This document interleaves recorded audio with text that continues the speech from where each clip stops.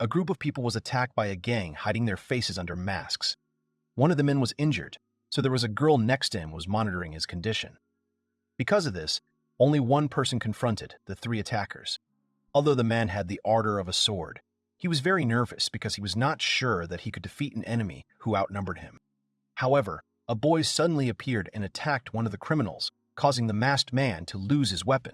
The masked man indignantly asked who he was anyway. It turned out that people were saved by an ordinary 8-year-old boy passing by. He helped people avoid something, perhaps irreparable. 100 years ago, 4 people gathered around a wounded man. They were all trying to help Master Elephus, who had protected one of them. The creature nearby, whose name was Dion, tried to use magic to cure a person. The master, although he looked badly injured, tried to pretend that nothing terrible had happened so that the one he stood up for would not feel guilty. The blood did not stop flowing, which is why the creature began to worry about Elephus. With the help of the seal, the student continued to try to get rid of the wounds on the human body, but Mather was only interested in one question: whether it was possible to revive the monster of disaster that they had defeated. One of the students only said that there could be no signs of rebirth, because the master had wiped him off the face of the earth with his magic. The young man tried to distract Elephus from the pain shooting through his entire body, and said that the master had not yet taught him this magic, implying that it was too early for him to leave them. However, the man said that it was just an improvisational spell.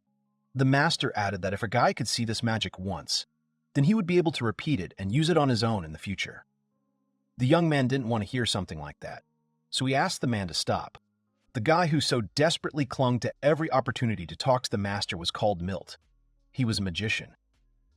The young man was full of talents, had a sense of purpose, and a sincere heart. The man taught him all the magic techniques he knew himself. One of the girls present nearby is the warrior Zenobia. Although she was small and didn't like ghosts, she was able to grow up to be a warrior called the Holy Sword. The creature trying to cure the man was named Dion. He was a healer. He became so good at his skills that he was called the water god's favorite child. Another student's name was Regina. The girl was a hero.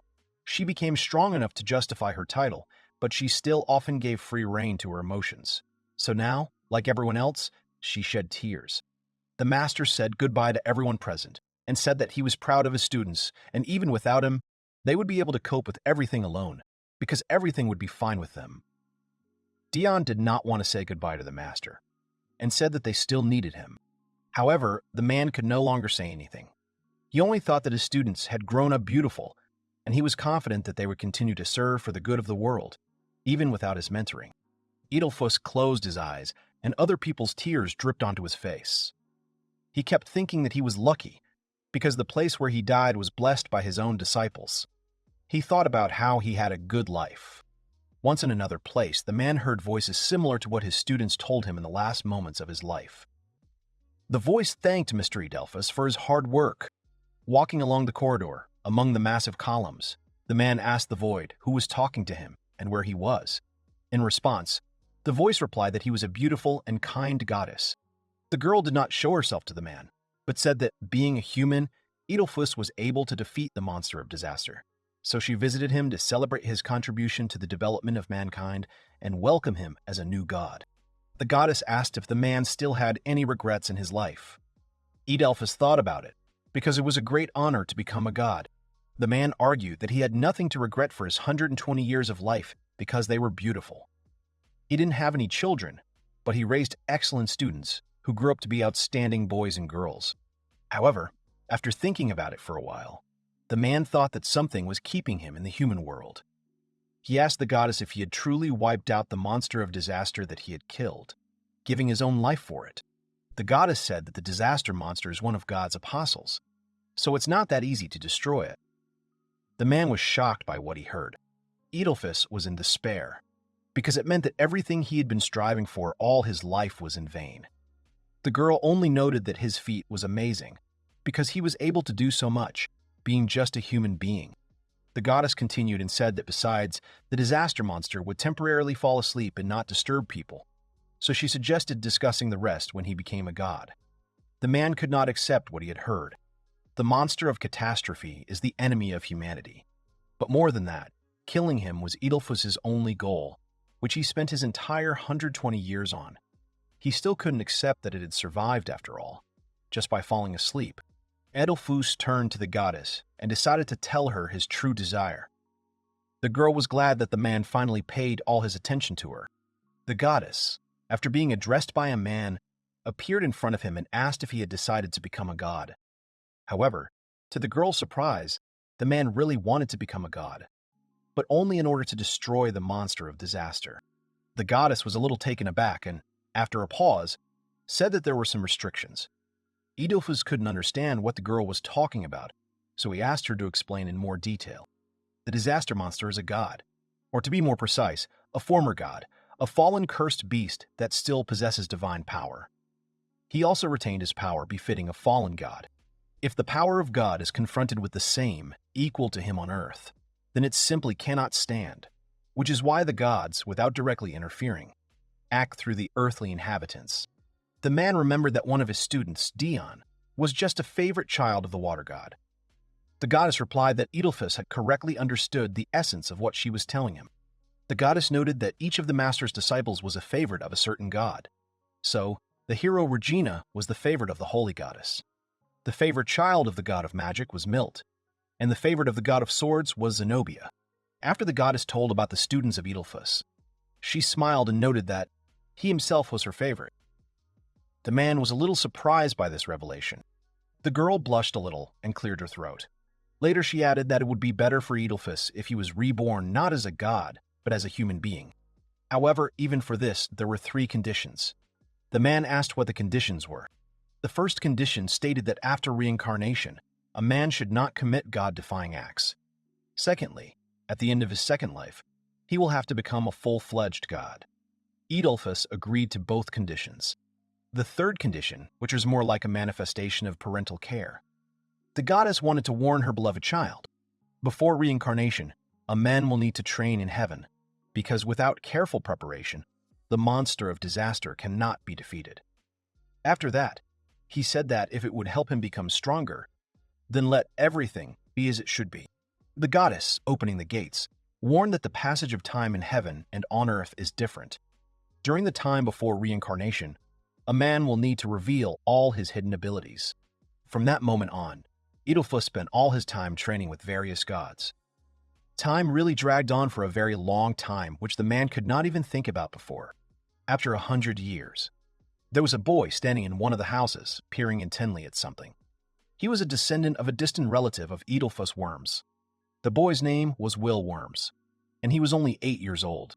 It turned out that the boy was washing the windows and talking about how he had awakened the memory of his past life last month, when he turned 8. He remembered that the goddess had told him that as an apostle of the gods, he should behave with dignity.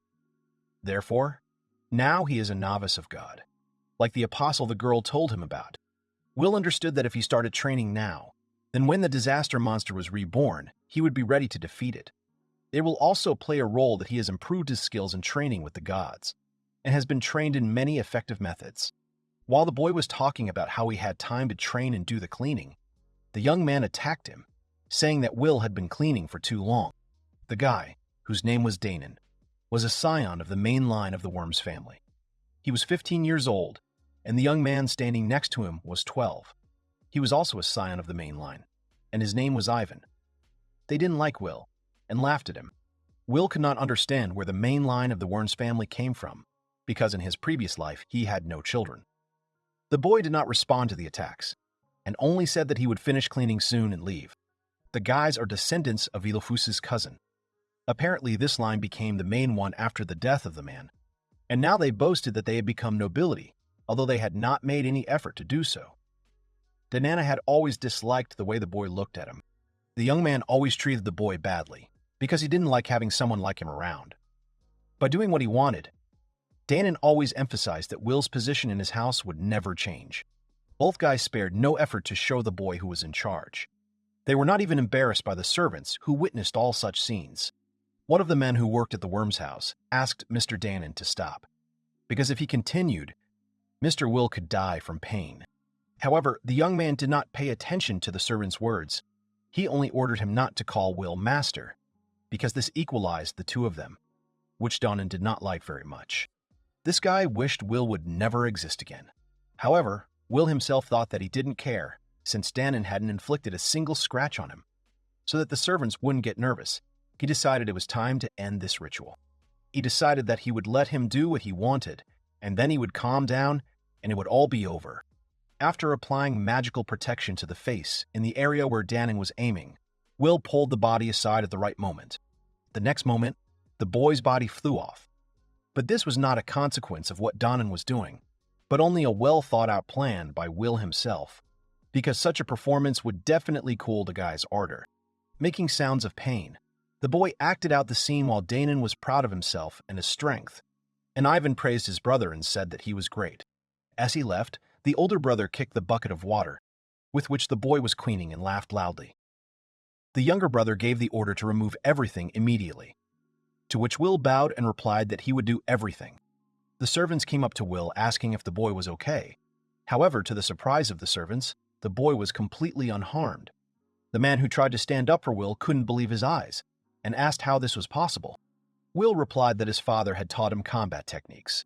So after such encounters with the guys, he didn't get any damage and didn't suffer much.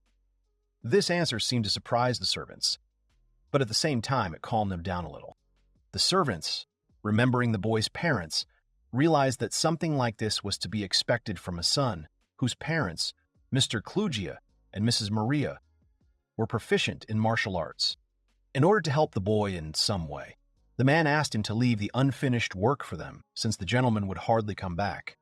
The boy wanted to refuse, but he was interrupted and asked to take care of his child's health. The man was very kind and wanted Will to take care of himself without bothering with constant physical labor, so he persuaded him to rest. A moment later, someone's voice was heard nearby, calling the boy. A girl who was Will's younger sister, Saria, appeared in the room.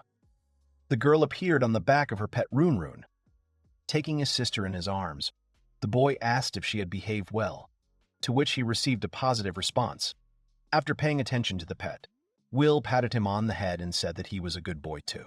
Will thanked the woman who always helped the boy to look after his younger sister, to which the old lady replied that she was only happy, because this girl was the daughter of Mr. Klugia and Mrs. Maria. The woman said that Mr. Klugia was such an outstanding person, as well as extremely talented in magic and good as a leader. Another girl who served in the Worm's family home said that if only Mr. Klugia were their master, it would be better. But the woman abruptly interrupted her. The old lady warned that you need to be careful in your statements and watch what you say, because nothing will hide from the gentleman. The girl immediately apologized. Will just looked out the window and remembered that their parents had died 2 years ago. The boy had heard rumors that his father and uncle had been arguing for a long time about who would be the head of the house. As a result, my uncle married a girl from an influential family and took a dominant position, and sent my father to a remote estate. My father died protecting the inhabitants of the territories under his control from magical monsters. After that, a grave was erected for him, on which it was written, in addition to the estate, that an outstanding leader rests in it. The children could no longer stay in that place and returned to their uncle's house. They were taken under the care of the head of the House of Worms. However, in this house, Will and Saria are burdened with hard work, and they are not even properly fed. The boy's memories from his previous life had recently returned to him, and of course he could have run away, but he didn't want to leave his younger sister here. Will also thought about how his former students would accept him if they saw who he was. After his mentor's death, his students created the Council of Sages, which does everything to prevent monsters from returning to the human world. Will also heard that they run an organization that has more power than the king and the church. 100 years ago, the students of Elephus were 20 years old, so it's not surprising that they were still alive. The boy asked how he could contact the founders of the Council of Sages. The man replied that even their master couldn't do that. However, the servant said that if the children go to a school for heroes and show outstanding academic results, they may be able to join the mission. The boy did not know which school he was talking about, so the man replied that it was founded by the Council of Sages in order to educate the next generation of heroes. The old lady said that the entrance exam was, of course, very difficult, but if Mr. Will could pass it and enroll, then the school would cover all the costs, and the children could live together in a dormitory.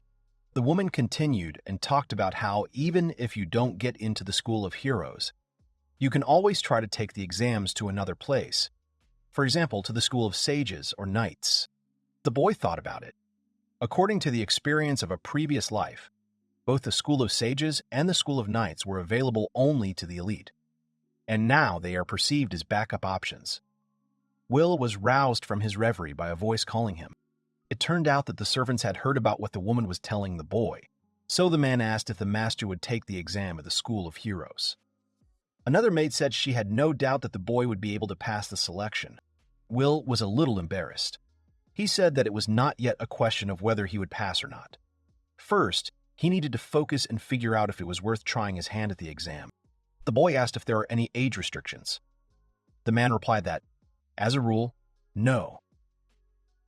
Although all intelligent beings belong to humanoids, life expectancy strongly depends on the race. The School of Heroes has many graduates of the schools of sages and knights, so it can include both very young students and older students. Will thought about how he could get permission from the head of the house to take the exam, because, most likely, Danon and Ivan would try to prevent him from doing so. The man hurried to reassure the boy about this. The servant said that admission only requires the consent of the applicant, even if it is a child. No one will go against the mission organization that runs the school. The organization has specifically introduced such a rule to protect against influence. The man promised that the servants would try to bring the boy the application forms so that the other gentlemen would not suspect anything. Will was a little nervous, because he hadn't expected such zeal on their part. Having solved the problem, Will looked at the window, sparkling with cleanliness, and said that he had been sitting a little too late, so it was time for him to do something. The boy turned to the servants and asked them to look after his younger sister again, to which the servants agreed and asked them to rely on her. Will turned to his sister and asked her to behave appropriately.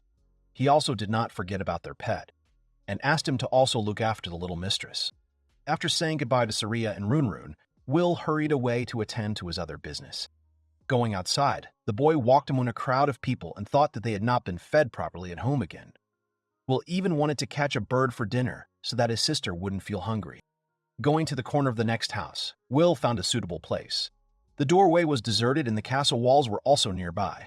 Being close to the wall surrounding the castle grounds, Will wondered if he could jump high enough to jump over the fence. He had to focus his magic in his legs to do it. By jumping, the boy was able to overcome the height of the wall and remained unnoticed because the guard standing nearby at his post was asleep. Once on the other side, Will landed deftly on the ground, rolling over himself. He ran into the forest, noting that there was not a single scratch on him, which showed the result of his training with the gods. When he reached the place he was planning to go to, he saw a bird in the sky, which he had to hunt. Taking a small stone in one hand, Will concentrated, because the right amount of magic needed to be concentrated in his thumb. When the boy saw his target, he fixed it, controlling his magic so as not to miss. A moment later, Will launched a stone at a bird flying in the sky and hit the target exactly. The duck started falling down. When Will fell, he saw that the duck had been defeated, so he noted that hunting was an excellent practice of his skills. The boy imagined how his younger sister would be happy when he brought food home, because she loves poultry meat very much. However, Will was pulled out of his thoughts by someone shouting. He thought that someone nearby was fighting with someone, as the noise sounded like a fight. The sounds really indicated that there was a battle nearby. The girl sitting next to the wounded fighter was nervous and tried to help in some way, and one man with a sword stood against 3 opponents. The man was very nervous because he was not sure that he would be able to repel the attacks of the opponents since there were several times more of them. The man turned to the girl and told her to leave him so she could leave unharmed while he stayed to deal with the attackers. However, the girl replied that if she left the team, no one would be able to cure them. The man replied that this was exactly what their rivals were trying to achieve, so he did not specifically attack them so that they would stop for a while. Will watched from the sidelines as the girl tried to reason with one of the team members, because if that was the plan of the opponents, then they wouldn't be of any use to anyone if she didn't heal anyone. The boy looked at the brave warrior and noted that he was clearly not one of those who had run away from the battlefield. However, it seemed that even with this attitude, he could not cope with 3 opponents. Apparently, all those 9 people lying nearby are the fallen companions of the man. People were calling for the girl's help to heal them, and Will was thinking about why the enemy wasn't hitting them, preventing them from escaping. However, the boy understood that it couldn't be that simple. The next moment, the girl helping her team was attacked from behind. which she couldn't dodge in any way. The man managed to run up and repel the attack, saving the frightened girl. However, everything was not going as well as we would like. The next moment, the man felt a blow on his back from one of the attackers. The man clearly didn't have time to defend himself and his team, so he could use some help. Will continued to watch as the man who remained on the battlefield tried to stay on his feet. Everything that was happening was more like a pack of wolves attacking a single bear. The man continued to persuade the girl to leave. He said that the capital was very close, so the healer should have gone and called for help, but the girl did not want to do that. The warrior convinced the healer that this was the best option for all of them, so she should run and not even look back. The girl gave up and did what she was asked to do. The man remained to protect the wounded and himself from the attacks of opponents, while the girl, in tears, rushed to run and call for help. The enemies of the team noticed that the healer ran towards the capital and decided to stop her, planning to attack from behind again. However, the man repelled another attack and asked the girl to trust him, because her main goal was to get to the city. The girl felt that something was wrong and turned around. At the same moment, one of the enemies wanted to attack the warrior from behind, which the healer warned the man about. However, no one had time to do anything, because Will, tired of watching the injustice from the outside, decided to help the team and struck an opponent who wanted to attack the warrior. The man and the girl did not expect anything like this, because they did not know that there was anyone near them at all. They stared at the boy who had come to their aid. One of the opponents fell to the ground and could no longer stand up. The boy was serious, because he wanted to help people who were in a difficult situation. Will said that although he did not know the essence of what was happening, but from what he saw, he decided to choose the side of those who were in the minority and help them. The man immediately asked who the boy was. However, Will did not brag, and, smiling, simply replied that he was an ordinary 8-year-old child who was passing by. The boy hurried to tell the girl that she did not need to be distracted anymore, and she could continue to treat those who could no longer fight. Will assured people that they don't have to worry, because no one will be able to stop them in the near future. At the same moment, one of the opponents wanted to attack the boy, but he failed. Will deftly intercepted the attacker's arm and threw him to the ground. Will was confident in his superiority, so he said that he would not allow anyone to approach the girl. One by one, the enemies were defeated by a boy who came to the aid of people who were attacked by a whole group of bandits. The enemy leader watched his team being defeated by a little boy and couldn't believe it. In the next instant, due to the leader's distraction, Will was able to stab him in his mask. The skull mask split due to the force of the blow, and the head of the opponents even lost a tooth after Will's attack. After dealing with the leader, the boy heard the sounds of fighting from the other side. He looked at how the man was also able to successfully defeat the opponents. The warrior thanked the boy while tying up his rivals and said that he had helped him out a lot. Will only replied that he was happy to help their team. The boy did not think that he had done anything unusual, so simple words of gratitude suited him perfectly. Later, he looked at a girl healing one of the injured people. The healer looked very tired, and beads of sweat were rolling down her face, so Will suggested that the girl herself could use some treatment. However, the girl protested and refused to help. The girl saw the condition of the people who were in her team, so she did not want to waste time on herself in order to quickly heal those who had been lying on the ground for a long time. The boy decided to help again, because the healer obviously couldn't have done it alone. He asked her to provide him with this problem, to which the girl looked in surprise at how Will's palms lit up. The boy spread his arms to the sides and began to chant some kind of spell to help all the warriors injured during the battle. After casting the spell, a large seal appeared on the ground, which contained all the fallen warriors. The man and the girl watched with interest and surprise what the boy was doing because he was very young but already possessed such powerful skills. Will was not distracted by anything, and after a while, the same seal appeared in his eye as on Earth. The boy continued to whisper something, and the people around him burst into a light that looked like a small flame. But they were not burning, but on the contrary, filled with vitality. The healer looked at her hands and was surprised to note that she was already completely cured. Her wounds had healed and she felt much better. The warriors lying nearby still did not open their eyes, but the girl saw that they already looked much better than they had before. The man, who was also examining himself for injuries, said that what the boy had done was a miracle. His skills not only protected and helped the team, but also completely healed the wounds and all kinds of damage.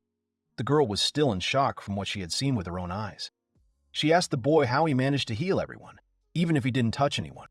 Will said that if the girl practiced a lot, she would also succeed, and later he remembered one of his students, Dion, who also doubted himself, because the healer assured her that she would never succeed. Remembering a little, Will added that he had mastered this skill from the very beginning and smiled. Later, noticing the girl's uncomprehending look at him, the boy came to his senses and asked not to take his words seriously. The man standing next to him once again noted that Will helped his entire team. In addition to this, he also cured them all, so he is their savior. The man led his monologue to offer the boy some kind of reward, thereby thanking him financially.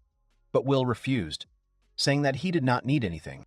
The boy turned around and said that the team didn't have to give him anything, and then wished them a safe journey home and waved goodbye. Behind the retreating boy, the girls shouted a question about his name, because the team did not even know the name of their savior. Will did not tell his name and, running away, shouted back that he was not worthy of such an honor. The man and the girl continued to stand in place and did not fully understand what an amazing boy they had met. After some time, Will hunted and walked back home, carrying several captured birds on his back. Later, the boy accelerated and started running, because he felt that someone was chasing him. He deliberately ran faster, thinking that this would stop the pursuer. But he was mistaken.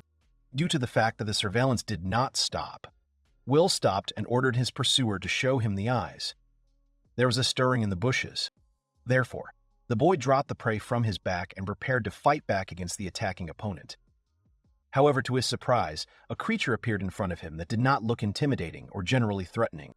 Will looked at his pursuer and couldn't understand why he was being chased by a slime-like creature. The slime jumped from side to side, attracting the man's attention, but the boy could not understand why this creature was following him. Later, the slime stopped in place and looked at Will. The boy was confused and thought that the creature looked like it wanted to go with him. The boy asked if the creature wanted to continue in his company, to which he received a positive nod. Will, without thinking twice, allowed the slime to be with him. The boy told the creature to hide in his clothes so that no one would see him. The slime did not resist and, having listened to the man, hid under his shirt. The boy meant a slightly different place, but did not say anything. Looking down, Will realized that his shirt now looked strange in the chest area. Perhaps someone will ask where the boy got this creature from, because even though there are several heroes in the city who walk with monsters, he was just an 8-year-old child. After returning back, Will immediately went to the stable on the territory of the Worms family, because his younger sister loved to spend time there. Will was the only one who lived in the stable all the time. He was already used to it and believed that it was not such a bad place, especially since he was surrounded by pleasant neighbors. The boy went up to the horses and, stroking them, asked if they were behaving well. After some time, the younger sister came to the stable, riding on her pet and accompanied by an elderly maid who looked after the girl. Will raised his sister in his arms and asked if she was okay, because she was supposed to be on vacation with her grandmother in a completely different place. The woman apologized to the boy and said that Saria just wanted to be with her brother today, so she asked him to come to the stable. Will looked at his sister and asked if it was true. The girl was a little embarrassed and looked down. Her cheeks turned red, but she decided to ask Will if she couldn't spend time with her brother. The boy thought a little and replied that it was possible. Will apologized to the old lady because his younger sister was constantly bothering her, but the woman said that it was not a burden for her to look after the girl, and tomorrow she would come again to pick her up. The girl was sad and upset by what she heard. The boy, finishing the conversation with the woman, said that he was unlikely to be in the stable at such a time, next time. Later, the animals began to behave a little strangely, constantly sniffing at the boy, but he was concerned about the drooping appearance of his younger sister, so he asked her if something had happened. Some time later, Rune began to bark loudly, as if he saw something very interesting in front of him, which scared Saria a little. The pet squeezed between the brother and sister, sniffing the boy. Will didn't understand why the pet was acting so strangely. The creature began to move intensively under his shirt, and then it jumped out from under his clothes, which surprised the boy. Will saw that the dog had already started playing with the slime, which didn't really like what was happening. The boy said he had to hide the creature and asked the pet not to touch it.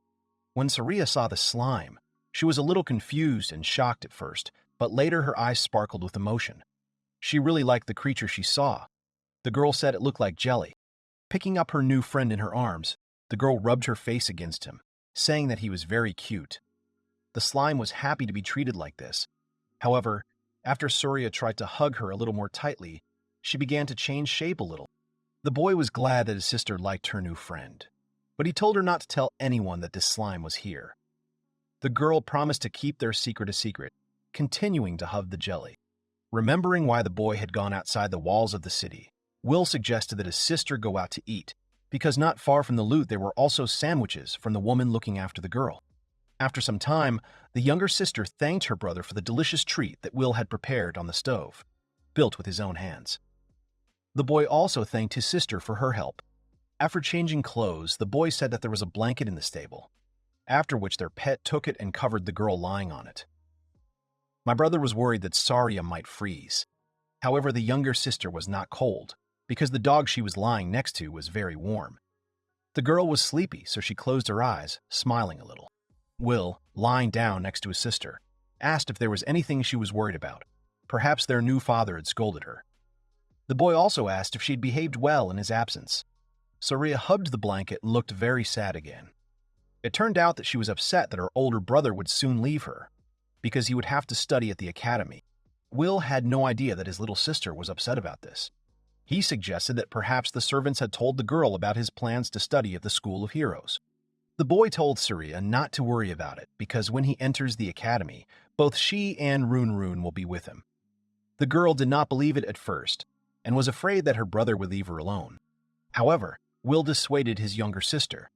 Hugging the girl, he said that he was interested in how well Saria would study at the academy, to which she replied that she would try her best.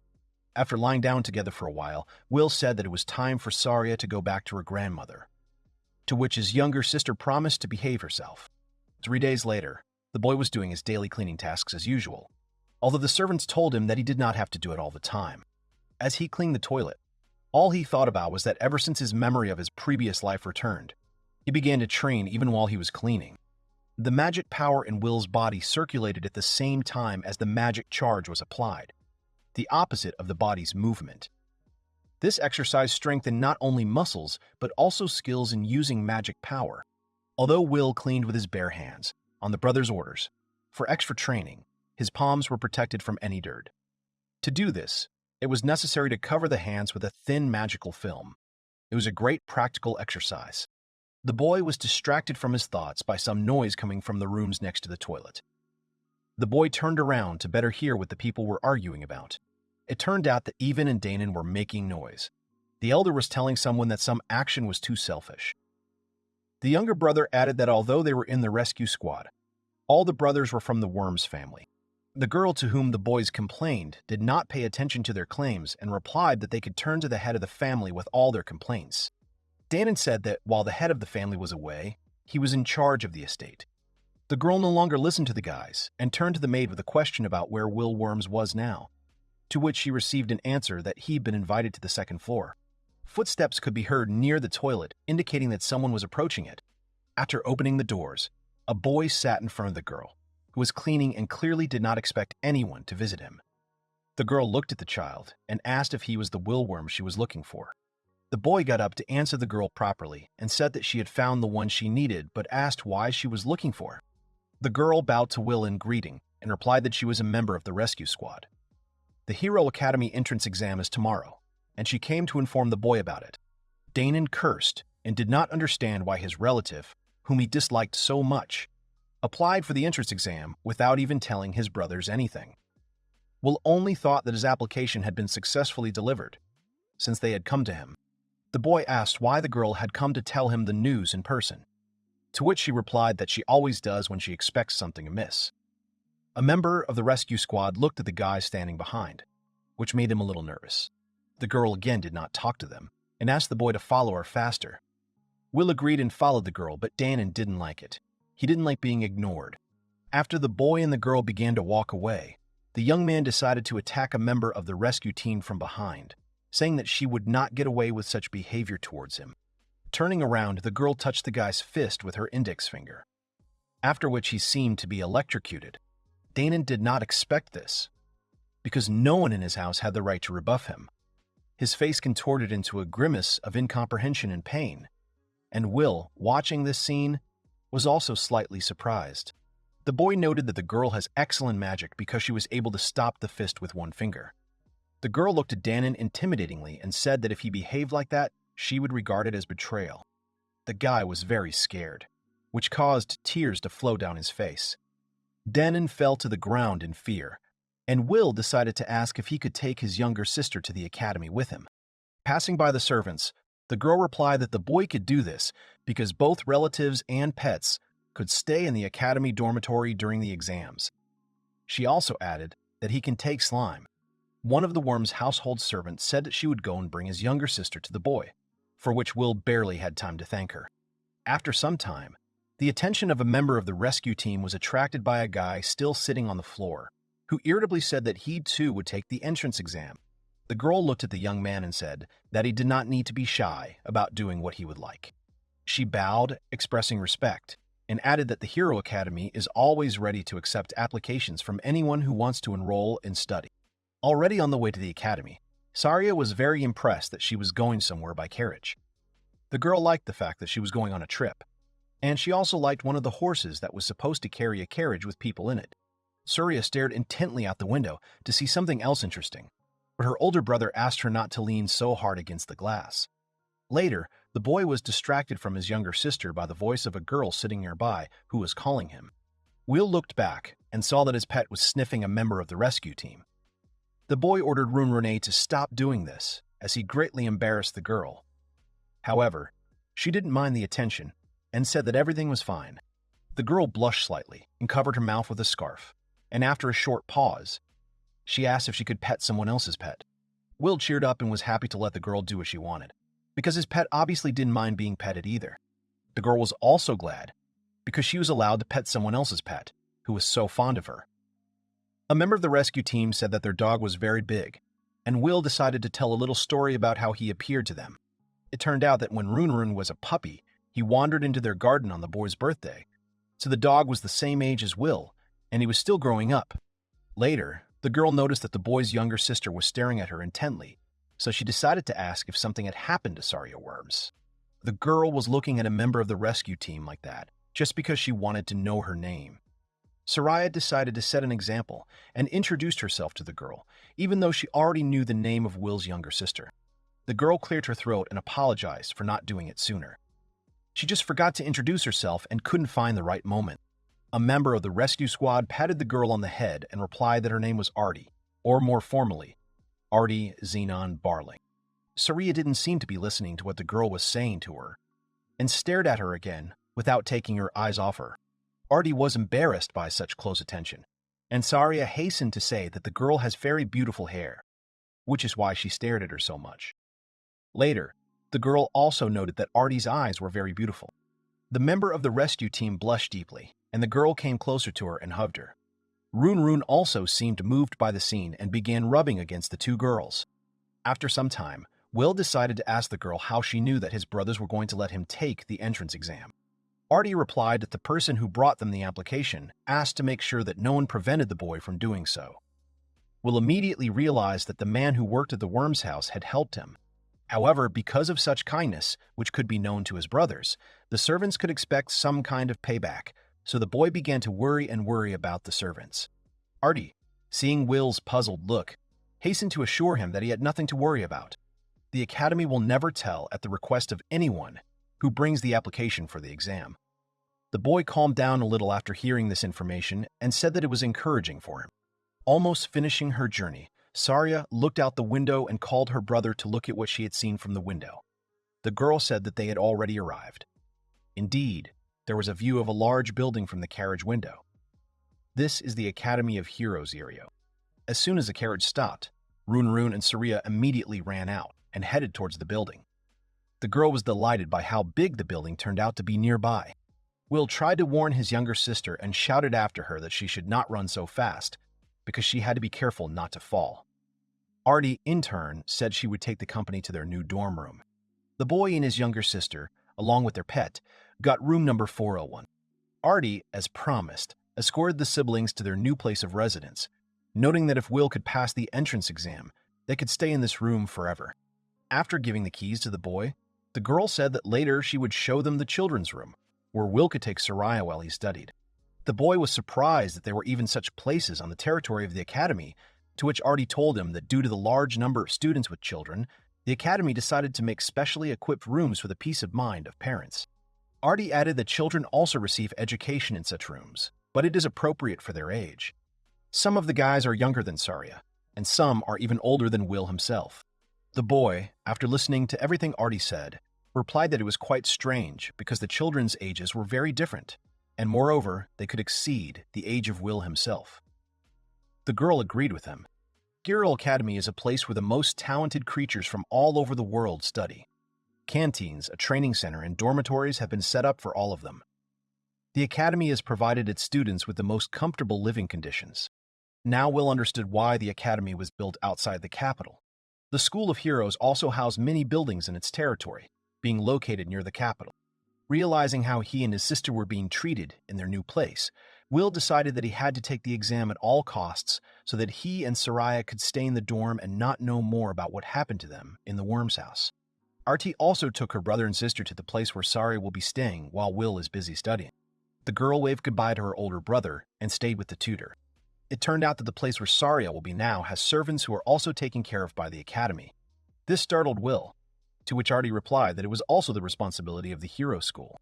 Walking down the corridor, the girl decided to say that she had been informed about Will Worm's ignorance about how the academy was organized in general, and how the entrance exams were conducted in it. The boy recalled that in his previous life there was no academy, and his family had to work all day long, so he didn't have much contact with the outside world. In his current life, his knowledge was also not very much. Walking down the hall, Arty asked the boy if he had checked his favorability level with the guardian deity. But Will did not know what it was. The girl explained that this was a technique developed by a great sage who was a member of the Council of Sages. Will still couldn't figure out who they were talking about. Arty added that the great sage is a student of Elephus worms, namely Milt Edelweiss. When the boy heard this, he was proud of his former student, because Milt was not only able to get a surname, but also developed a new technique without the help of his mentor. Will also decided to ask why Milt was called the Great Sage, and not, for example, the Great Sage. The girl replied that Elephus Worms himself was posthumously called the Great Sage. The boy did not expect that he would have such a nickname. Later, the boy also asked who the guardian deities were. Arty answered what she was thinking when she heard about it. Every member of the human race has a guardian deity. The guardian deity is a human deity who leads an entire race. Sometimes, not only humans, but also other creatures receive the protection of deities. The most famous of these exceptional cases is a member of the purchasing council. That is, Dion, who is the favorite of the god of water. When Will heard the name of another of his former students, he couldn't remember if he had a last name like Milt's. Perhaps it was taken from the boy's previous life. Those who are blessed by the deities are endowed with abilities corresponding to their patrons, and those who enjoy the most favor are the favorites of the gods. That is why a person whose deity is a simple human god is simple. After telling her everything the boy had asked her, they reached the room where the seal was. The room turned out to be a place where there was a device measuring the favor of the gods. Approaching the magic ball, the girl, reading a book nearby, told Will to put his hand to the crystal. The check didn't require any preparation, so Arty said she could start right away. He put his hand on the ball. Remembering who the boy really was, he recalled the gods with whom he had spent many training sessions. After being reborn, Elephus became a boy named Will, but he was also an apostle who trained in many gods. The boy closed his eyes and was sure that many of those deities would be his guardians. Will's thoughts were interrupted by Arty's voice, which informed him that the measurement was already over and he could take his hand off the crystal. Will looked at his hands and felt nothing. Arty looked at the boy and asked if he was okay. The boy replied that everything was fine and asked what inscription appeared in the book about which deity was his patron. The girl looked at the pages of the book and began to read the text that the patron saint of Will Worms, apparently, is a simple human deity. This information surprised the boy. He obviously did not expect to hear something like this. After recovering from a slight shock, the boy looked at the girl and asked her if the human god was his only guardian, to which he received an affirmative answer. This did not soothe the boy very well. Will decided to ask if there were any cases of loss of consciousness when using a measuring device, because he felt a little strange. Arty looked at the book and thought for a while, but replied that, as far as she knew, there had never been such cases. Will was a little upset because he had practiced with the gods for so long before he was reborn, so he was sure that they all liked him. They were always so friendly with him, but none of them wanted to be his patron. It was hard for the boy to believe in this fact. 10 seconds later, Arty asked the boy to put his hand on the crystal again, while she kept her palm on one of the pages of the book. Will did what the girl asked him to do. He was calmer this time, but he still closed his eyes for a while. After some time, the boy opened his eyes and realized that he was in a completely different place. Will looked around. The room he found himself in was large, with tall columns surrounding it both in front and behind. Looking up, Will assumed that he was in the world of the gods. When she saw the boy, a girl came up to him from behind and asked what had happened. It turned out that the girl was the same goddess who met the boy before his rebirth. The goddess asked if this boy was really Edel, to which he replied that in the current situation he was Will. Later, the couple was approached by other gods who found out that Elephus was with them again. They came over to greet the boy, which annoyed the goddess. The gods made a lot of noise, asking the boy why he was here. Someone assumed that he had already died a second time and therefore returned to the gods again. But the boy said that he was alive, and now bears a different name. The goddess tried to wake up all the gods who came up to the boy and asked Will what had happened to him in the first place. The boy asked if they had been watching his actions lately. One by one, the gods began to say that they were really watching what Will was doing in the human world. After no one paid attention to the goddess's actions aimed at calming everyone, she got angry and said it was pissing her off. After her words, the girl used a spell to silence everyone, after which all the gods could not say anything and only mumbled in confusion. The goddess asked the boy how he got to the gods, to which Will did not know what to answer. Later, all the gods left, leaving Will alone with the goddess. They were sitting next to each other, and the girl asked again how the boy got here, but he himself did not know the answer to this question. For the gods, people are like small ants. Even if you start feeding an insect on a whim, it will not mean that the god has become interested in it. It often happens that God is not interested in human life, even if his beloved child lives in the human world. The goddess, still waiting for an answer from the boy, looked at him and realized that he wasn't going to answer, because he looked like he was thinking about something else. Deciding to change the subject, the goddess asked if Will really liked living alone. The boy replied that he sometimes wonders how different the world of people is from the world in which the girl herself lives. The goddess closed her eyes and said that, as Will himself said, their worlds were very different from each other. The girl decided to ask the boy how he was doing after his rebirth, to which Will replied that he was fine. Will also decided to ask a question that interested him and asked what would have happened if he had died before his memory of his previous life returned to him. The goddess replied that such a thing could never happen. The boy was surprised by this answer and looked questioningly at the girl. A few moments later, Inugami, who was the god of dogs, approached the boy and the girl. God said that Luxanis was always looking out for Will. The boy looked at the deity and asked who Luxanis was and how he could keep an eye on him. It turned out that the pet of the boy and his younger sister, Runrun, is the divine child of Luxanis. Will was surprised, because he always thought that his dog was the most ordinary. Inugam replied that he was a deity named Luxanis, and it was he who sent his child to Earth when Will Worms was born. The goddess immediately added that she had asked the deity to do this. God revealed that Rune has no memories of the divine world, because he was sent to Earth when he was still a puppy, but he has the same magical power as Luxanis himself. His mission is to always help and protect Will. The boy also noted that his pet looked more like a friend than a guard, because he is very smart, kind, and also takes great care of his younger sister. Inugami smiled. The deity understood that his child was indeed a very friendly creature. The god stroked the boy's head and noted that he knew how Runrun got along with Will. Later, Luxanis said that he was also very happy to meet the boy personally. The god of dogs also said that although the boy did not remember this, it was he who named the child of Luxanis Runrun. Will really didn't remember that day. Inugami said that it was true, because when the puppy first met the child, the boy immediately called him by that name, so they left him like that. The conversation was interrupted by another goddess, who called out to the boy and said that she, too, was sending her child to the human world. Will turned around and saw the slime goddess on the ground, who added that he really looked very cute. The boy remembered that after the hunt, he was actually joined by a goddess-like creature, which his younger sister later began to play with. The slime goddess said that Saria is much better at choosing names than her older brother. Will didn't quite understand what the gods meant, so he just thanked them. The deities, in turn, thought that the boy was a bit silly. Later, Will thought about it and asked the gods if it turned out that their children living in the human world also have their own divine powers. Luxanus replied that it wasn't quite that simple. They are mere mortals or children and demigods. Like Inugami, each deity's children are ordinary dogs. But there are also demigods who are under the protection of guardians and possess magic. It turns out that both Rune and the slime, which was called Furry, were demigods with unusual abilities. The goddess, who was waiting for the dog god to finish, asked how much longer he would chat.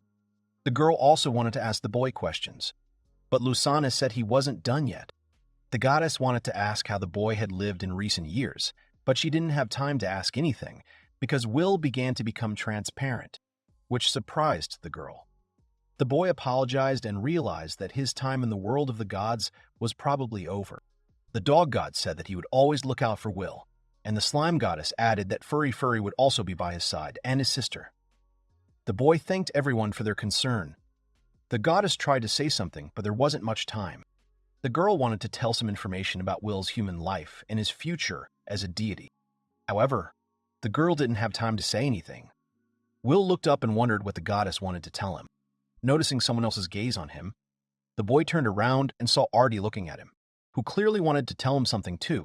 Deciding to dump all the information about exams and other small things on the boy, Arty also added that in order to learn her specialty and take measures to pass the exam, it is necessary to conduct an inspection in the temple. After the girl told the boy so many things, she asked him if he understood everything. Will looked at the girl and didn't know what to say to her. Later, he decided to just thank Arty, and said that he would do everything in his power to successfully pass the exam. The girl was glad of this attitude. As he left the room, Will decided to ask if he could find out in advance what the content of the entrance exams was. Arty replied that it would be divided into written and practical parts. The girl continued and added that there are several types of practical exams. If the boy scores high, he can be sure that he has passed it. Those who have received a blessing from the deity are considered more fortunate. Will asked Arty if she had a guardian deity herself. The girl replied that her guardian was the god of the sword. Will remembered this god, who was a strong man. The boy also noted that despite her young age, the girl was already a member of the rescue squad. However, Arty said that although it was true, her position was an assistant because she'd recently passed the tests to join the squad. As the couple walked and talked, it turned out that they were being watched by the gods, whom he had unwittingly visited only recently. Will asked how Arty had achieved such success, to which she replied that she had trained hard and really wanted to join the squad. The god of the sword, watching over Will, could not understand why the boy did not trust his mentors. The other god also demanded that he return and explain himself to them.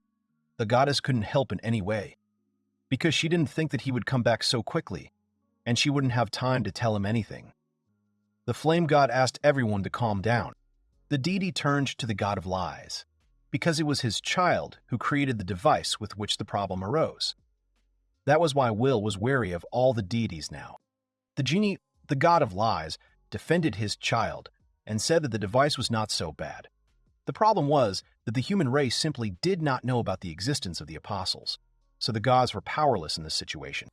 Another god asked why this device could not measure their strength and clarified who the apostles were. The flame god even doubted for a moment if it was true that he was talking to a deity like himself right now. Recently, only the dog god explained the difference between children and demigods. The man, remembering the explanation, seemed to understand what it was about. However, God still didn't understand the connection between them and Will. The flame god seemed to become very angry and tried to explain everything again. Will, who was reborn after a deal with God, is an unusual child. God asked if he was branded a divine prisoner, and was he the same as Rune and Furry? The god of flame said that he was the child of the supreme god and the guardian princess, and the apostle was a demigod with magical powers. Will, who had received God's blessing, was now a messenger of God. The man decided to clarify that, it turns out, the apostles are demigod beasts. and Will is one of the apostles, since he has the same magic as the demigod guardians. But the god of flame interrupted him and said that he had confused everything again. The god of flame said that they were talking about a device designed for mortals, and that she simply couldn't measure the power of a god. After thinking for a while, the man said that everything was clear to him, but the god of flame did not believe this and was sure that the deity had not understood anything again. Looking at the boy again, the man, who turned out to be the god of war, said that he did not think that Will would have any problems because he, after all, was his disciple. Other deities noted that this would happen, because the boy was also a disciple of the god of flame, the god of lies, and the god of the sword. The goddess was arguing with another deity about how Will needed to send another demigod beast to help. The god of flame noted that there could only be problems with such guardianship from the guardians. After all the conversations and checks, Will returned for his younger sister, who was playing with a doll nearby the other children. The older brother waved to the girl so that she could see him, and Saria was immediately glad that the boy had already returned to pick her up. The girl waved to her older brother, but behind her, a boy playing with a friend ran past and accidentally touched Saria. The girl was badly hurt and began to rub her head in pain. Saria was looking at the floor. Tears were streaming down her cheeks. She was upset because she was in pain, so she didn't even notice how a vase started falling from the pedestal onto her. Arty, seeing this, wanted to warn the girl so that she could dodge the falling object. But before she could say a word, Will was already running. Arty barely had time to blink as the vase shattered. But there was no one in the place where the girl had been. Only toys lay under the fragments of the object. Arty couldn't believe her eyes. It all happened so fast. She could barely see how the older brother picked up the younger sister in his arms and moved her to another place. Arty watched as the girl who was looking after the children was already running towards her brother and sister. She couldn't understand how such a distance could be covered in such a short period of time. And even with a girl in her arms, the member of the rescue team did not even have time to notice how the boy rushed to help his younger sister. And Will exhaled, making sure that Saria was all right. The girl apologized for breaking a vase because of her, and the boy who accidentally pushed Saria cried, and also asked everyone for forgiveness. Arty tried to help calm the children down and told them not to worry, as nothing terrible had happened. Arty was standing in front of a huge door and couldn't move to enter. She put her hand on the scabbard of her sword and continued to stand there. Suddenly, the doors lit up and began to open. Arty was surprised and continued to stand. An unexpected voice told the girl to go inside. Arty went inside the room and informed the girl that she had just returned. The girl heard her. This girl was a member of the Council of Swordsmen named Zenobia et al. Baring. She continued to look at the documents, and magic power oozed out of her finger. The girl asked Arty about how everything went and whether Will Worm was able to prove himself. Arty replied that his behavior was not at all like an 8-year-old child. He is wise enough for his age, and his strength is great enough. Zenobia et al. Baring started to get up from her desk and, closing her eyes, said that she understood everything. Then the girl started circling around her desk and thinking hard about something. She was very interested. She put her hand to her chin to think well. Arty stood nearby and watched it carefully. Then Zenobia et al. Baring interrupted Arty's thoughts and said that, however, the only guardian deity of Will Worms is the human god. Zenobia et al. Baring continued to think in silence, and then looked at Arty and asked if she was really telling the truth. Arty agreed. Zenobia et al. Baring continued to ponder. Then she raised her head up and said that she was very curious about why this was the case. Arty didn't understand what Zenobia et al. Baring was talking about, so she asked her about it. Zenobia et al. Baring replied that there was nothing like that, and then asked Arty if she had anything else. Arty thought about it and put her hand to her chin. She wondered if she had anything else, but she couldn't figure out what that phrase meant. She looked at Zenobia et al. Baring and wondered what the girl was up to and if she wanted to talk. Zenobia et al. Baring was sweating profusely. Zenobia et al. Baring then put her hands on Arty's shoulders and exhaled. She asked Arty to listen to her. The girl said she did not want to question Arty, but asked if she had noticed any changes in Will, for example, in his behavior. She said maybe he was acting unnaturally. Arty looked away and said that he had asked her if there had been a case of loss of consciousness while using a measuring device. Zenobia et al. Baring thought about the girl's words. Zenobia et al. Baring began to think again about what the young man meant. She realized that she urgently needed to consult with Milt. Zenobia Edelbering said that if Will's guardian deity is just a god, then it's unlikely he has any abilities or magic. Zenobia Edelbering asked Arty what she thought about it. Arty recalled some points and said absolutely clearly that Will has an innate talent. Zenobia Edelbering was surprised. She said that if that was the case, Arty should continue to keep an eye on Will. Arty replied that she understood. At that moment, Zenobia Edelbering took out one of the wooden swords. The girl swung and stopped in the air. Arty even felt a powerful gust of wind. Zenobia Edelbering asked Arty if there was anything else she wanted to ask. Arty asked why the girl told her to bring Will worms. Zenobia Edelbering was surprised and asked Arty if she really understood why they were doing this. She replies that they must not allow riots. Then Zenobia Edelbering realized something and, looking at Arty, said that it was not very convincing. Arty replied that she was very sorry. Zenobia Edelbering stopped her and said that everything was fine and the girl had the right to think so. Suddenly, Arty starts talking about Will Worms and the disaster monster. She asked if it had anything to do with Thynbree. Zenobia Edelbering was shocked by Arty's words. Arty said that Zenobia Edelbering told her to keep an eye on Will last time. She asked if it had anything to do with the disaster monster. She went on to say that she thinks sabotage is what Thynbree is really afraid of. Zenobia Edelbering stopped the girl and called her name. She looked at Arty and asked her why she decided that. Arty stopped talking and looked at the floor. Then the girl clearly said that they, the Salvation Army, were an organization created to fight cults. She thinks it's reasonable that these thoughts are coming to her, since Zenobia Edelbering told her to keep an eye on this boy. If he really has something to do with the gods, then the cult will consider him a threat and try to destroy him. Now she understands why it bothers her so much. Arty was tense, but she asked Zenobia Edelbering about who Will really was. Zenobia Edelbering called the girl's name and then suddenly moved closer to her face. Zenobia Edelbering patted Arty on the head and said that she was very quick-witted and could immediately grasp the essence of their mission. She turned away and said that there were some reasons why she couldn't tell Arty anything yet, but she would be able to find out for herself soon. Arty tensed, but agreed with the girl. Then she said goodbye and left the room with apologies. Zenobia Edelbering put down her wooden sword and thought that the monster of the catastrophe could just be called a Thynbree. A cult is a secret community that fanatically supports the beast of disaster, or, as it is also called, the god of disasters. They are convinced that they will be able to resurrect a beast and become the strongest race. And perhaps this will happen soon. Zenobia Edelbering believes that it is necessary to hurry to assemble an army of talented warriors and people who can resist the beast. She takes out a package that measures a person's magical power. It is attached together with the application for admission. She created it to quickly find the people she needed, but almost no one met the right requirements. However, Will Worms met these requirements, but the girl does not understand who he is. At this time, Will is sitting in the room and sighing heavily. He thinks that the number of guardian deities is not included in the entrance exam results. Arty said that if the guardian deity becomes one with a human, then he loses concentration. If he fails, he can safely return to his hometown and continue his peaceful life. He should have enough money for maintenance and food to get Saria back on her feet. Saria asks her brother about what happened and if he might be hungry. Will is surprised. He agrees and says he's a little hungry right now.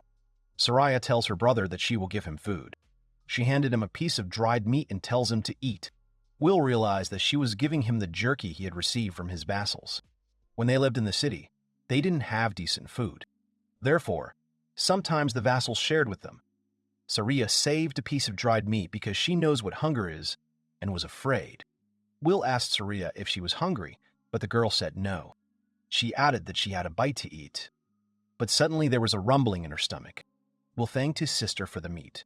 Saria smiled. Will took a bite of the meat and told her it was delicious. She was very happy about it. He wanted to tell the girl something and said that there was a lot of food in the kitchen. Saria was surprised.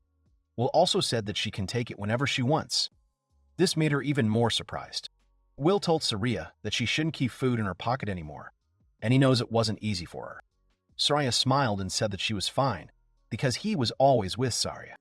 He thought about how now they wouldn't have to starve anymore, and also worry about Saria. He told her to go to the kitchen and eat. She still couldn't get over the shock. Later, Saria was eating delicious food in the kitchen. She didn't believe that she could eat this delicious food, but Will told her that she could eat as much as she wanted. However, if she eats a lot, she will become as strong and fast as her brother. Saria started eating the food. She was very tasty. He wiped her mouth with a napkin and asked her to eat more slowly. Later, Will looked around. He realized that there were almost no people. He didn't understand if there weren't any students left here at all, or if they were on field exercises. He thought about the fact that he had signed up too, and there were some suspicions. He turns to Saria with a request to ask her something. She looks at him attentively, without letting the spoon out of her mouth. He asks about what happened after he got here. Saria thought her brother was worried. Will replied that everything was fine. He also said that sometimes he hears some sounds that make him uneasy and asks if Saria can talk about it. Saria replies that everything is fine with her and nothing will happen if she tells. Will praised the girl. She hugs the slime, smiles, and says that yes, she did well. Suddenly, Will decides to name the slime and calls it Fury. Saria was surprised. Will stroked the slime, and it smiled at him. He looked at her and realized that he must be very happy. Although Saria had called him Furry before, and he had gotten used to that name himself, he wanted to say that now it was official and he had his own name. He said that he shouldn't confuse his name anymore, otherwise he forgets about it every time. But he also thought that there was nothing wrong with it. Saria called out to her brother. Saria started hugging Fury and saying his name many times. Will said that the girl called him that, so he had already forgotten. Will realized that Fury also liked his name and was thinking about its features. He also understands everything that he wants to say. Now he has definitely decided that the slime will be called Furry. All three of them were rejoicing and looked happy. After some time in the dorm of the school, Will says that he is ready. Saria wishes him luck, but suddenly there is a knock on the door. Arty asks Will's permission to enter his room. He replied positively. Arty's cheeks were red when she opened the door and entered the room. She asked another question. Is Will ready to go out? Arty was standing in front of Will. They were discussing her accompanying Will to the exam. He was worried that he might distract her from important things. She replied that she was completely free today. Arty was being licked by a big white dog named Rune, and then she had a slug on her shoulder. Will wondered if she could instruct him as an assistant or if she was allowed to accompany him to the exam. There was a slug on Arty's shoulder, and she was poking at it with her finger. Then she asked if Will would take the Rune exam, the Rune, and the slug. Will replied that the slug's name was Furry, which was his official name now. Will was pointing to the side, and Fury was next to him. Arty said that she wanted to ask Will to take the animals with him if possible, and Will agreed to her request. Will looked at Saria. She felt his gaze on her and blushed and called his name. Will thought that he had never left her alone before. He hoped that nothing would happen in his absence. Will squatted down in front of Saria and asked if he could take the animals with him, as well as if she could be alone in his absence. Saria blushed and enthusiastically said that she would be able to sit alone for a while. Will patted Saria on the head and said that he was grateful to her for this. And when he returned, they would definitely go to dinner together. She agreed to Will's proposal. Fury was sitting on Will's head. Saria was holding Arty's hand, and Arty was stroking Rune's muzzle. Arty said she would take Saria to the nursery first, and then they had to go to the entrance exam. Will, Arty, and Rune were standing in the middle of the street, surrounded by a lot of people. Arty said that Will's exam would be held here and wished him luck. He thanked her for accompanying him. Will waved goodbye to Arty. Behind him were two dark-haired guys, Danon and Yvonne, who were watching Will, next to whom Arty was sitting. According to the guys, Will and Arty behaved arrogantly. Danon approached Will. He stretched out his hand to him and started shouting that how dare Will ignore them. Rune was standing behind Will. He felt threatened and started growling. The surrounding people began to be attracted by the cry of the guys that Will had the courage to disobey the legitimate heir of the Worm's family. The surrounding people began to discuss among themselves the origin of the dark-haired guys who were heirs from rich families. Danon heard people talking and laughed angrily. Will looked at the man in the hat who said that these guys from noble families each have 4 guardian deities. Will frowned and thought that he had no idea who these guys were or what they wanted from him. Danon angrily said that he hoped Will wouldn't run away. Otherwise, it would be very sad to end up like this. It would hurt him if Will chickened out. Will tried to calm the growling Rune. Will said that Rune could harm the guys. Rune grinned and continued to growl more and more. Will was standing with his back to the guys. One of them asked if Will was listening to what was being said to him. Will's eyes lit up with rage. He stood half sideways and asked the guys if the guys really thought he was a coward. The guys tensed a little at the words they heard. Will turned completely around and started shouting that, how dare the guys call him a coward? The guys are stupid and ill-mannered. They should shut up and no longer disgrace their last name. The guys jumped back. They were scared. Dane was angry and started threatening Will. Ivan told him to calm down. Ivan approached Will and asked that Will also have a divine guardian like them. Will didn't understand what that could mean. Ivan came even closer to Will and said that if Will's deity could compete with their deities, the guys had 4 of them. There was a crowd of people standing behind Will, one of whom said that the information about the 4 guardians turned out to be true after all, but it was obvious that the guys were from the Worms family. Ivan approached Will and said that maybe Will would answer them anyway. Will closed his eyes. He was ready to start talking. The boys put their hands on their belts and stood there for a while, and Will continued to remain silent. After a while, a malicious smile appeared on the faces of the guys. Danon put his hand to his ear. He looked away and said that he still couldn't hear anything from Will. Even stood next to him and said that he was ready to repeat the question again, so that Will would answer it anyway. Will sighed. Will stood in front of the guys and said that unless he had already answered their question, it seemed that the guys had hearing problems. The guys were stunned by Will's response. One of the guys started insulting Will's mother loudly and said he should leave town as soon as possible. Will was furious at what he heard. Will took his hand behind his back. He still stood there and was silent. Danon went on to say that Will is so afraid of being out that he can't even move. Will's face is filled with anger. He abruptly pulls his hand out from behind his back and raises it up. This scared Danon very much. He covered himself with his hand and jumped back. Will threw the glove right in Danon's face, who screamed in fright. Will then said that he would never forgive him for insulting his mother. The guy was covering his face with his hand. Danon held Will's glove in his hands and asked angrily that Will was really challenging him to a duel. Will asked a counter-question that Danon was afraid of some 8-year-old child with one deity. Ivan asked Will to repeat his words. Will then throws a second glove at his face. Will said that Ivan's actions were too predictable. Ivan began to shake with fear. Will raised his hand and said that the guys only know how to talk, which is why Will challenged them to a duel. The guys got really angry. They insulted Will. Danon had an idea in an instant. An evil smile appeared on his face. He said that since Will had given them a choice, it was time for them to fight. Will was surprised to hear the words. Danon made a sly expression and said that if Will lost, he would have to fulfill Danon's wish. Will, having not heard what desire, agreed with Danon's proposal. Danon was surprised by Will's quick response. Ivan started shouting that how can Will be calm? He will be easily defeated. Will lowered his head and closed his eyes, scratching his head with his hand.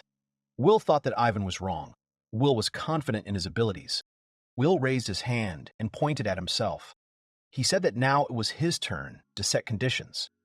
If Will won, the boys would visit his mother's grave and ask her for forgiveness for saying insults to her. The boys listened to him in silence. The next moment, Ivan threw back his head. He couldn't help but laugh. Danon snidely replied to Will that he had no chance of winning, even if heaven and earth changed places. Will folded his arms across his chest, and the boys turned around when they heard the stranger. The stranger said that the guys should start the duel. If they intend to drag on, they may not make it to the written exam. The stranger turned out to be an adult man. He had a small hat on his head and a scarf tied around his neck. He said that students are forbidden to have duels without permission. The guys looked at the man suspiciously. Will looked at the man and said that he was not a student. The man replied that this rule applies to both candidates and students, so Will is also one of the people who should obey this rule. The Vormis family members said they were surprised by Will's fearless behavior. He wasn't even afraid of their threats. Will closed his eyes, ignoring the boy's words. The man raised his finger up and said that since Will was not afraid of anyone or anything, then this man would become his duelist. The guys looked at the man in surprise. The man opened one eye and said that he also wanted to participate in this. One of the guys asked the man what they would do with the written exam in that case.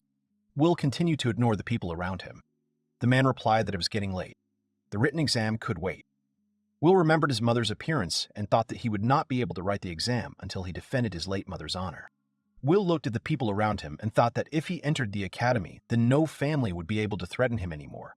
And after this duel, he would repay all his debts. The surrounding guys were also willing to be late for the exam to see the battle. Will was walking towards the Vormis family, with Rune and the rest of the people walking behind him.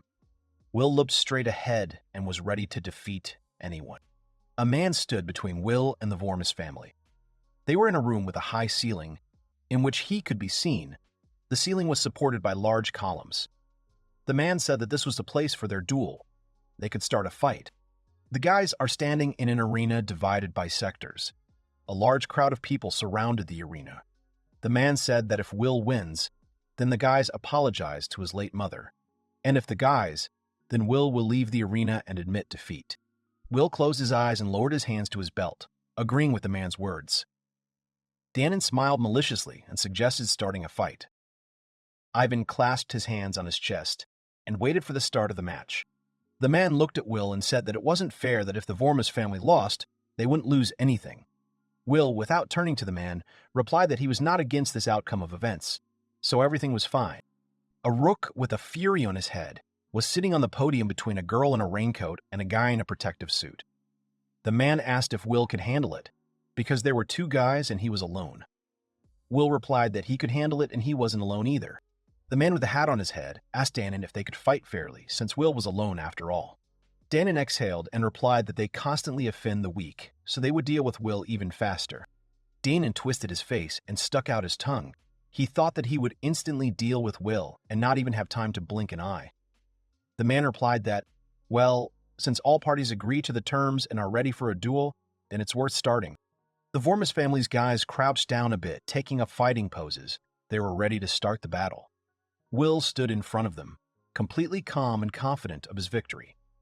The man turned around, waved his hand, and said he hoped the fight would be quick. The guys started doing various hand swings in a half-crouch. Will stood motionless, his hands on his waist. And the whistling sound of Will could be heard. Danon looked at Will nervously and asked what he was doing. Will ignored Danon's words and thought that Danon was annoying him because he was too noisy. Will said that he had warned the guys before the fight that he would let them attack him first. The guys started calling Will names. They started doing magic and rushed into battle. The guys began to conjure, and magic symbols appeared in front of them. Danon said that Will needs to prepare to experience their full power. Will's legs shone with magical energy. He thought that the guys actually had power. A big explosion appears in front of the audience, and a dust cloud envelops the entire venue. The dust cloud gradually dissipates, and the audience is enraptured by Danon's strength.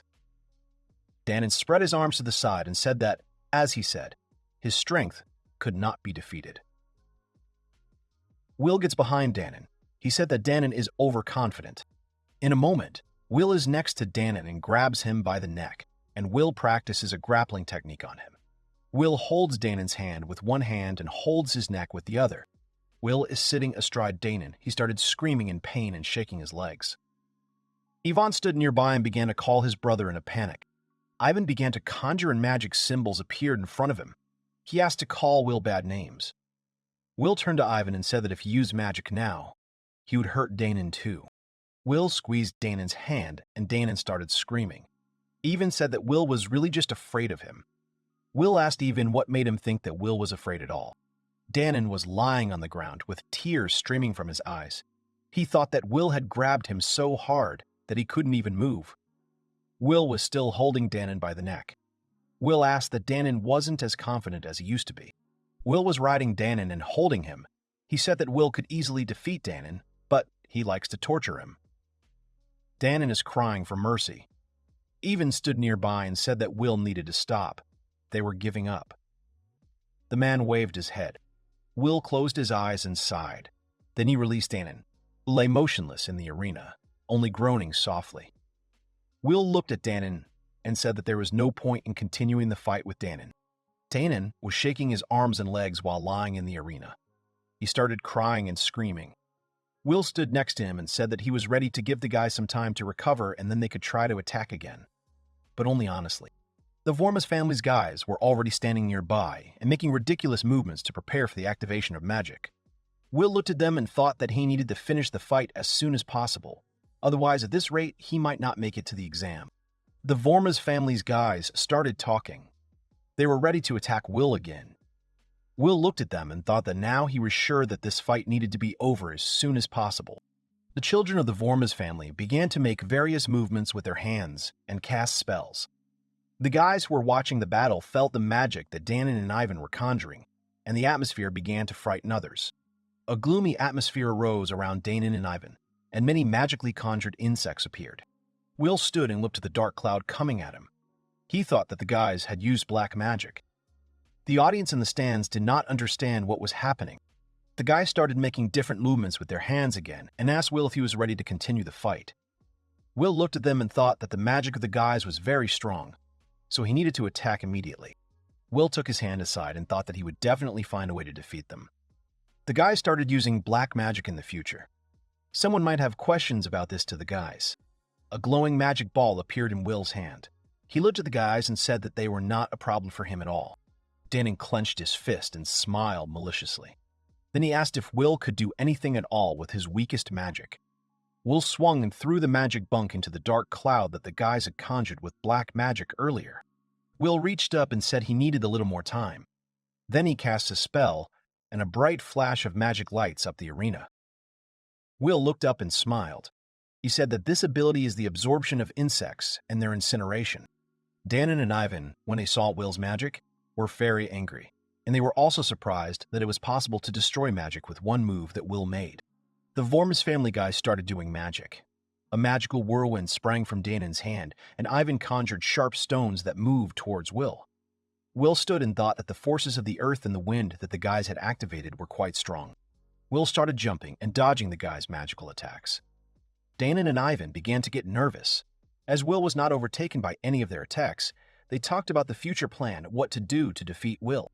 Will began to reflect that he had a few questions about the magical deities of the guys. What exactly made these gods choose the guys? Even owned the god of insects and earth? Danon the god of wind and earth. The grown men watched the duel and discussed that Will was deftly coping with two opponents. A little more and the fight would be over, as the guys had almost no magic left to continue the fight. The man looked at mine and thought that, in his opinion, the outcome of the battle was already a foregone conclusion.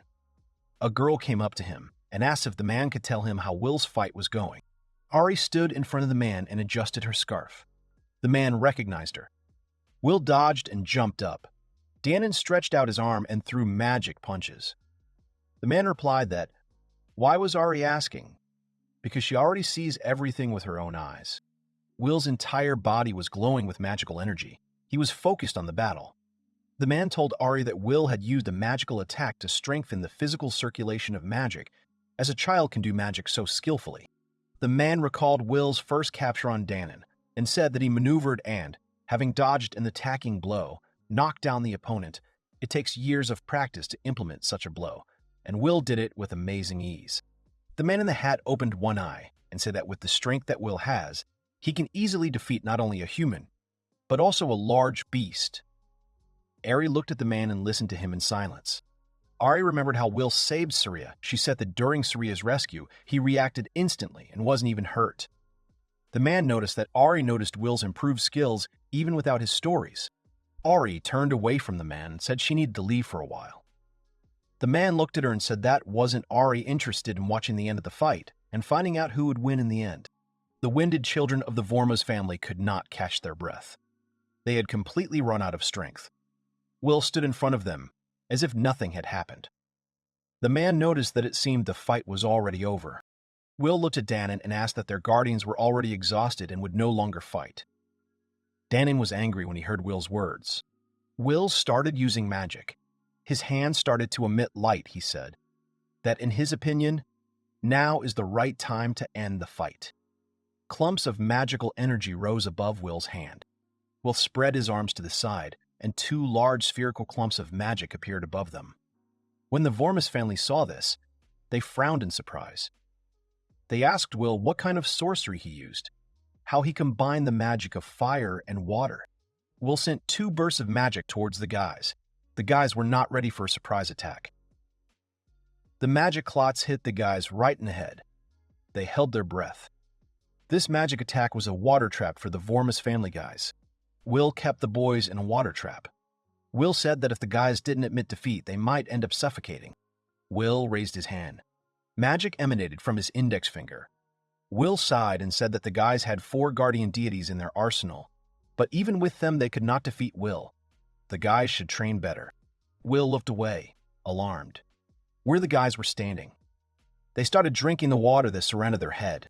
Will made a strange expression when he saw the boys' full bellies. The guys, having drunk all the water, began to say that they could not be defeated so easily. Will needed to prepare for his defeat. Will closed his eyes and said that the guys shouldn't hope that he would just give up. It was worth ending this battle. The Vormus family looked at Will in surprise.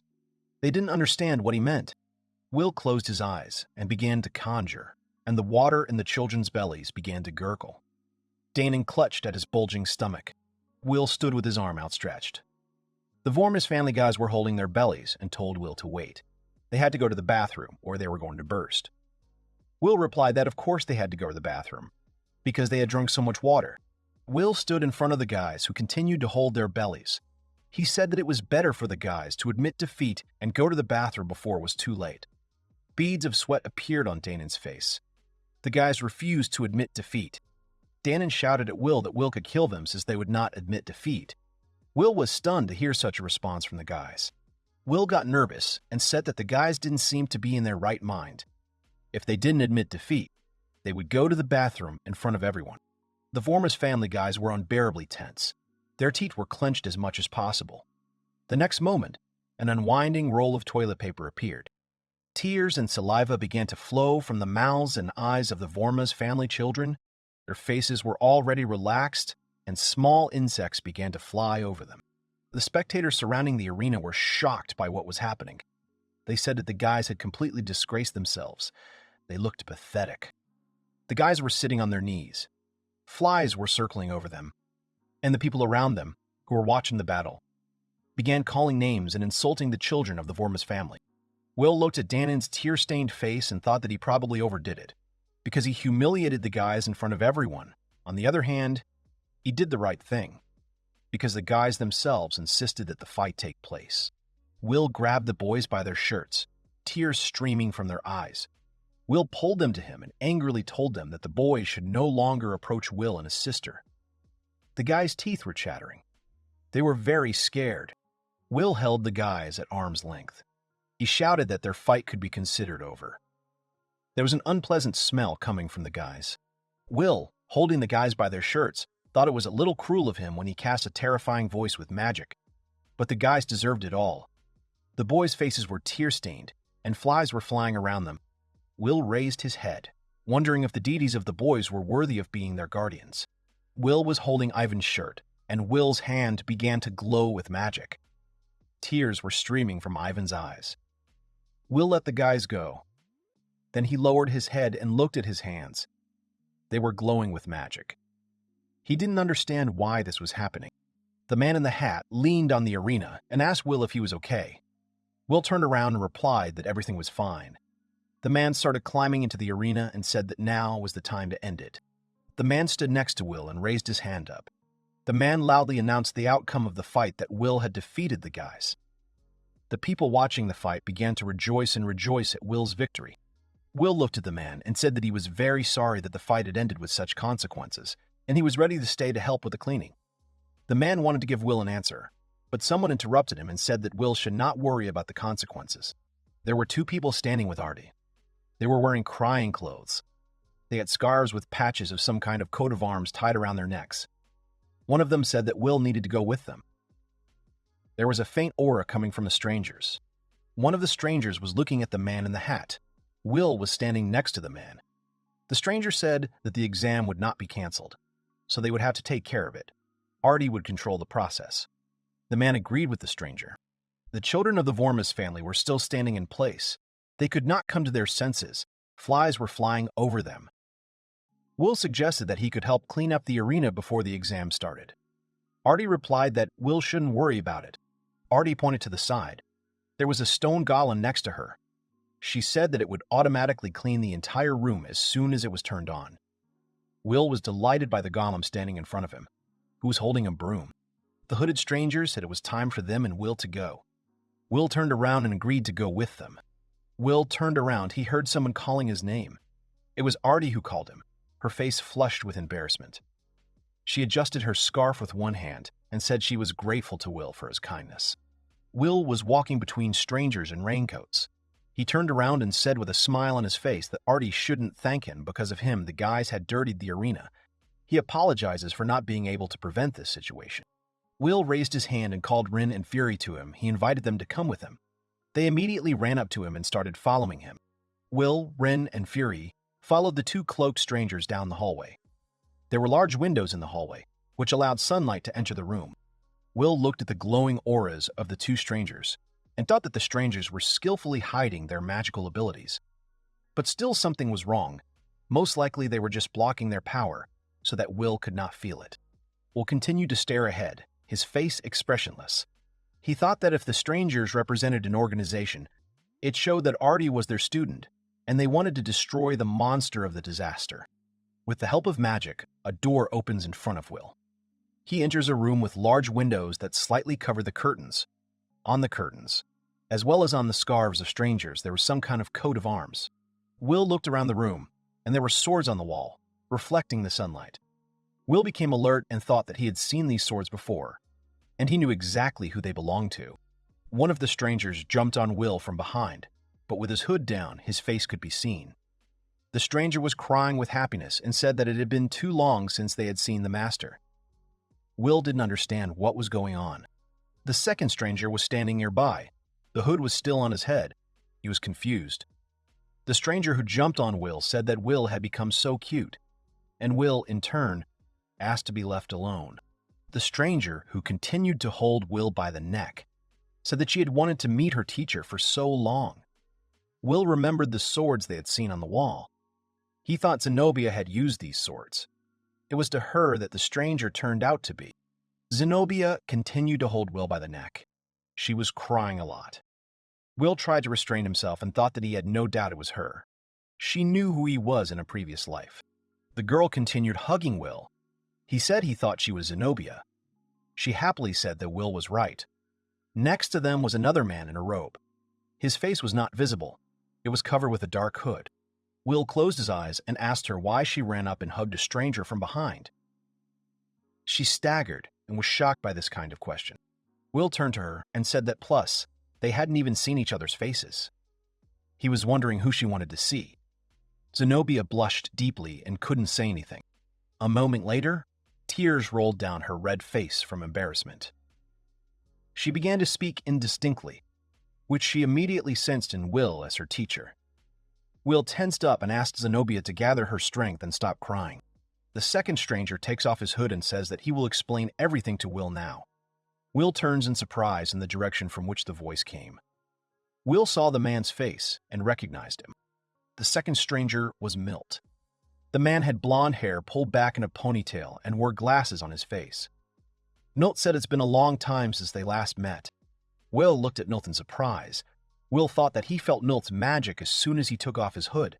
Such magic could belong only to him. Milt said that 4 of Will's students serve as the president of this academy. Milt closed his eyes and pulled out a bundle of paper in front of him.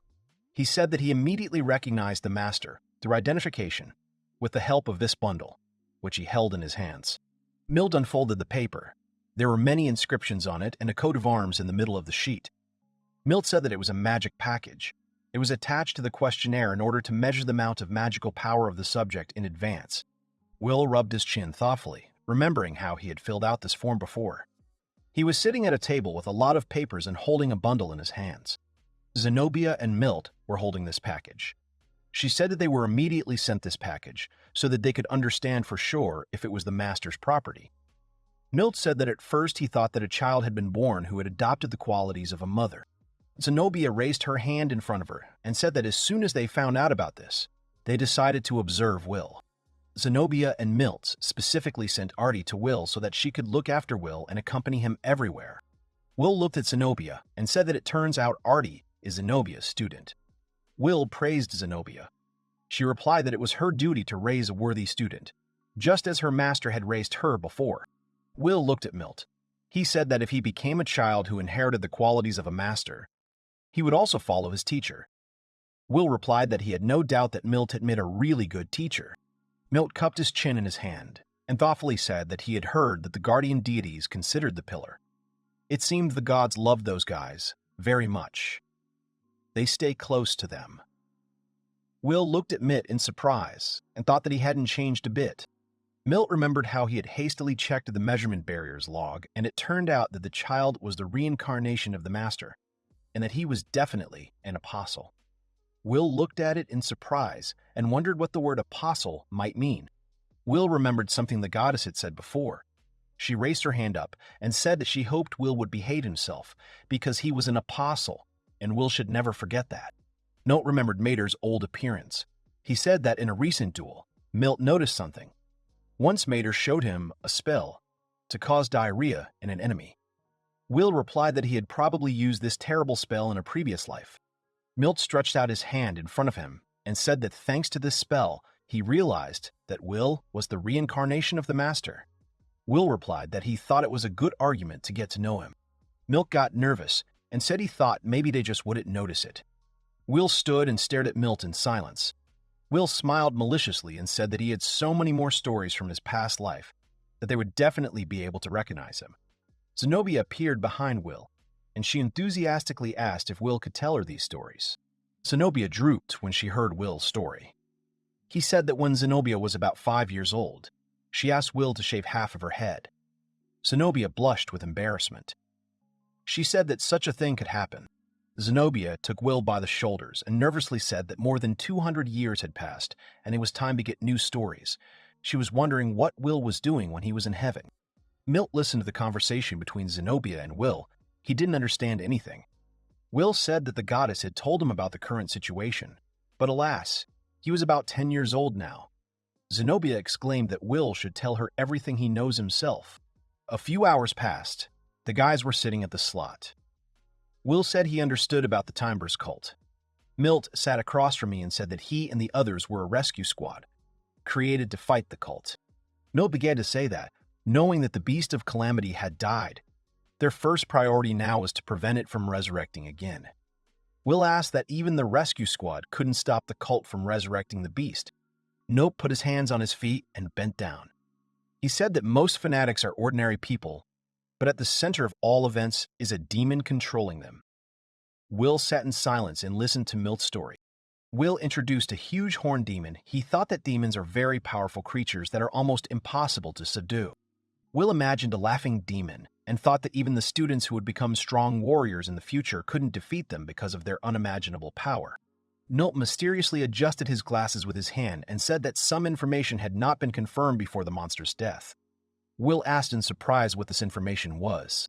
Milt began to tell them that more powerful demons had appeared, but they were able to defeat them with the help of 4 students. Will was surprised by what he heard. Milt remembered the images of 2 girls, a young man and a dragon.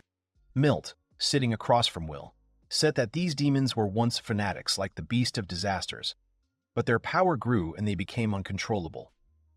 Will asked if it was possible to transform a human into a demon. Will exhaled heavily and said that he had certainly trained to defeat demons, but it seemed to him that now it was an impossible task for him. Milt replied that they were very happy that they had found Will. Arty sat next to him and listened. Milt reached out to Will and said that they were very interested in listening to Will's stories, especially about his education when he was in heaven. Will happily said that he was surprised by Milt's words, because he had been away and was now back after 100 years. Milt started smiling and said that time was flying too fast, and he wasn't the same young guy anymore. Hunching his shoulders a little, Will replied that despite the fact that Milt was 120 years old, he couldn't have been more than 60 years old. He couldn't have been more than 60 years old. Milt looked at Will and said that his appearance is supported by internal energy, so he looks younger than his age. Milt's eyes filled with tears. Arty looked at Milt and asked cheerfully that Milt had been deliberately holding back his emotions all this time. Milt took off his glasses and said that Arty was right. He thought he would never be able to meet the master again. Arty cheerfully said that, for the future, she thought it would be nice for Will to become a student at the academy, but at the same time, he needs to hide his past. Will raised his hand and replied that he needed to take the entrance exams first. Arty remembered the face of the man in the little hat. She said that Will showed his excellent skills during the fight. The examiner who conducted the fight allowed Will to enter the academy without exams. Will was surprised by this outcome of events. Milt picked up the cup and brought it to his mouth. Then he said that he needed to notify Dion and Regina that Will was here. Will asked in surprise how the boys would be notified of this. Milt raised his hand, and a ring glinted on one of his fingers. Milt said that he was using a summoning ring that he had created himself, and he would give it to Will a little later. Will was surprised. It was not very clear to him how Milt was able to create this ring. Will looked at Milt and said that Milt's ability to create unusual things was simply excellent. Milt took off his glasses and wiped his tears. He was flattered by Will's praise. Milt activated the ring and explained how to use it properly. Milt started talking and conjured round symbols with inscriptions.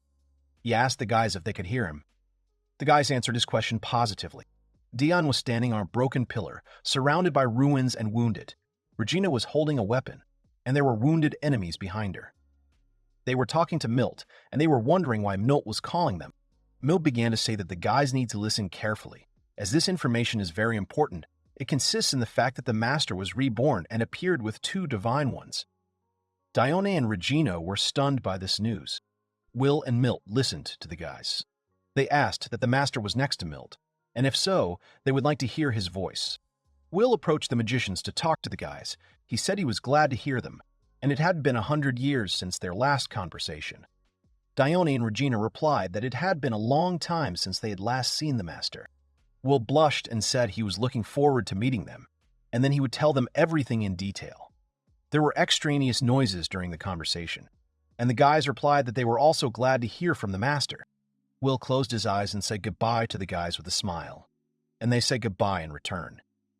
Milt said the time was up, and the connection was cut off. Will said with satisfaction that even after 100 years, the guys haven't changed at all. For example, Milt is still very sentimental. Milt was embarrassed to hear Will's words. Zenobia was sitting next to Milt.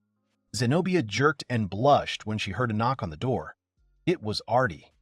Zenobia allowed Arty to enter. All the guys stood up and waited for Arty to enter the room. Arty came into the room and said that she had already returned from her assignment. Zenobia replied that Will would continue to study at the academy, and therefore Arty would continue to look after him. She should always be by his side. Arty blushed with embarrassment. Zenobia pulled her hand aside and said that Will would be a student and wanted to become a member of the rescue squad, so Arty would need to keep an eye on him so that he wouldn't embarrass them. Arty was surprised that Will could go to the academy so easily. Zenobia put her hand on Arty's shoulder and said that she believed in Arty's abilities, so she was counting on her to help Will. Arty dutifully agreed with Zenobia. Arty thought for a while. Then she blushed in embarrassment and said that she had a suggestion that she would like to discuss with Zenobia. Zenobia was ready to listen to Arty. Arty stood in front of Zenobia. Her cheeks flushed, and she asked if she could study at the academy with Will. Zenobia looked at Arty in surprise. Milt and Will stood behind Arty. She said that she had previously acted as an assistant in the administration of the exam. There was nothing unnatural if she wanted to become a student who had previously been seen as an assistant. Arty spread her arms to the side and asked Zenobia what Zenobia thought of her proposal. Zenobia thought for a while. Zenobia came up to Arty and patted her on the head. Then she said that she'd come up with a great idea. Arty blushed with embarrassment and thanked Zenobia for her kind words. Zenobia turned to Will and asked if he agreed to Arty's proposal. He smiled and agreed with Zenobia. Will thought that if it was being done in order to keep his identity a secret, then he wasn't against this outcome of events. Will approached Arty and took her hands. He smiled and said that he was very happy to continue their cooperation. Arty smiled and agreed with Will's words. Zenobia stood in front of Arty and said she didn't have any news Zenobia needed to know. Arty replied that she had a report on the exam. It passed without problems and 30 people were selected. Milt had already heard about it. Zenobia raised her hand and asked if anyone had been seriously injured during the exam. Arty thought about it. Then she recalled the wounded faces of the Worms family boys and said that Dan and Ivan had suffered serious injuries. Will stood in front of Arty and asked why the guys had suffered such serious injuries after him. Arty raised her hands and said that Will shouldn't worry, as the guys were injured after the end of their fight. Arty recalled the guys who were holding a jar of insects in their hands and said that after the fight with Will, they decided to find him and take revenge. They found poisonous insects and wanted to set them on Will, but they couldn't cope. The insects escaped and bit them. Arty recalled the guys lying in bed with bandaged bodies. She continued to tell that the guys were in the hospital again after this incident with the insects. They were badly hurt. The man who was the referee during Will's battle with the boys told the Worms family boys that he was not jealous of their divine guardians. Arty said that the guys might not calm down even after that and would continue to harass Will. Arty said that the Worms family's guys are at pillar number 0. Zenobia, Will, and Milt were surprised to hear Arty's words. Zenobia and Milt panicked. Zenobia and Milt looked at each other, and he asked if the human race could mess with the apostles. Milt covered his mouth with his hand and said that, in his opinion, the probability of successfully establishing contact between the boys and the apostles was 0. Arty stood to the side, not understanding what was going on. Zenobia, Milt, and Will were whispering away from Arty, wondering if the boys would be able to establish contact with the apostles. Will remembered how he had stood at the post with the ball earlier and thought about it. The events took place in the world of the gods. Large columns supported the ceiling painted with magical symbols. A goddess stood in front of Will, stroking Will's head, and she asked him why Will was using that portal again. The goddess moved away from Will and asked why Will had come to them. Maybe he wanted to ask about those close relatives, or he had been spying on her all this time. The goddess blushed and thought for a while. The goddess turned around, her cheeks were red. She replied that it was all an accident. Will drooped and was unhappy with her answer. The goddess raised her hand up and asked if Will knew why he had not received the blessing, but all because he had removed it himself. Will was angry and surprised to hear the goddess' words. The goddess recalled their earlier conversation. She said that Will himself had said earlier that he did not deserve to even touch the deities. Will thought about it and replied that he could say such a thing, but did not remember the reason that could make him say such a thing. The goddess replied that Will was an apostle, in other words, a messenger of God. Will asked if the apostle could possibly have any ability. The goddess recalled their last meeting. She said that if the other gods had not prevented her, then she would have told about it earlier right away. The goddess and Will were sitting on a small hill with other deities walking behind them, and he asked what these apostles looked like. The goddess replied that she would explain everything the next time he visited her. Will looked at the goddess menacingly and said that everything was clear with him. But why did the Worms family guys have as many as 4 deities? The goddess tensed up a little and thought that Will hadn't changed at all. The goddess recalled the images of various gods and said that they do not choose people according to any principles. They just help because it is necessary. The goddess smiled and added that, alas, they are not omnipotent either. Will and the goddess continued to sit. She said that the paradox lies in this. Even the most unfortunate people are guarded by deities. Isn't it funny? Will agreed with her. Will gradually began to flicker and gradually disappear. The goddess said that it seemed like it was time for him to return to his world. He shouldn't come to her often. Will was surprised by her words. The goddess began to smile and said that if he looked at her too often, sooner or later, his consciousness would become confused and eventually he might die. Will replied that yes, it could be a problem. The goddess said a few more words before he returned to his world that she would figure out how to contact him so that he would be as little present in her world as possible because he was not yet a god. Will returns to Milt and Zenobia. They were standing in an unusual room next to the pillar for communicating with the guardians. Zenobia said that Will is really very strong. Will replied that it took too long to explain, but it was because of reincarnation. Will looked at Milt and said that the time axis between the worlds was different, so they couldn't stay there for so long, but thanks to that, he was able to practice. Will, Zenobia, and Milt were sitting at the table, with Fury and Rue next to them. Will was told about his plans for the future. Then Will said goodbye to everyone and returned to Saria. A few days later, Will was outside, sitting on a bench with Saria running around and playing with the animals. Will, sitting on the bench, recalled a conversation with Milt, who said that the result would be announced in a week and the ceremony would take place on the same day, so Will should be ready. Will didn't understand why he didn't have any worries. Saria picked Rune up in her arms and told Will that he needed to look at them. Fury was right next to her. Will looked in Saria's direction and said that she shouldn't go too far. Will, sitting on the bench, thought that here he could spend a little time with his thoughts and not worry about anything. Someone was heading towards him. Will heard people talking and looked away. A girl was walking towards him. She was wearing a big dark hat and a dark suit with gloves. She looked at Will and said that she needed him. There were soldiers standing behind the girl. The girl took Will's hand and said that she was very grateful to him for the moment when Will saved her in the forest. Will blushed with embarrassment and said that it was not worth thanking him, as it was a simple necessity. Will looked at the girl and introduced himself to her. She clasped her hands in front of her and replied that he was from that famous worm's family. There was a soldier behind the girl. He put his hand to his mouth and coughed. The girl tensed up. The girl picked up the dress. She said she was sorry for not introducing herself. The girl was the third princess of the Irmati family, Tina Dia Irmati. She looked at Will and said it was important for her to get to know him. Will recalled the map of the kingdoms that are located nearby and thought that the kingdom of Baradoa adjoins the northeast and is the empire of Irmati. Will, at one time, always had good relations with this empire. Tina smiled, then raised her finger in front of her. She said that students always get a middle name from the teacher, so she got the middle name Dia. Will looked at her and said she was worthy of praise at that age. Tina clasped her hands in front of her and said that the third princess was certainly unlikely to inherit the throne. So she was very happy to attend this academy on Lord Dion's recommendation, and she intended to receive the best education here. Saria came up to Will and called him, and he looked back at her. Saria had a Fury sitting on her head, and Rin was next to her. Will introduced Tina to Saria. The girls exchanged greetings. Will looked at Saria and said with a smile that Tina was their friend now, so Saria needed to be friendlier to her. Saria held out her hands to Tina and agreed with Will's words. Tina blushed and was surprised by Will's words. Tina looked at Will and said he said they were friends now. She didn't have any friends at school. That's why she's so happy now. Tina covered her face with her hat and started shaking. Then Tina abruptly grabbed Will's hands and shouted that she would not cause them any problems. She was so happy to make friends with the guys. The soldier standing behind Tina said it was time for her to leave. Tina turned to him.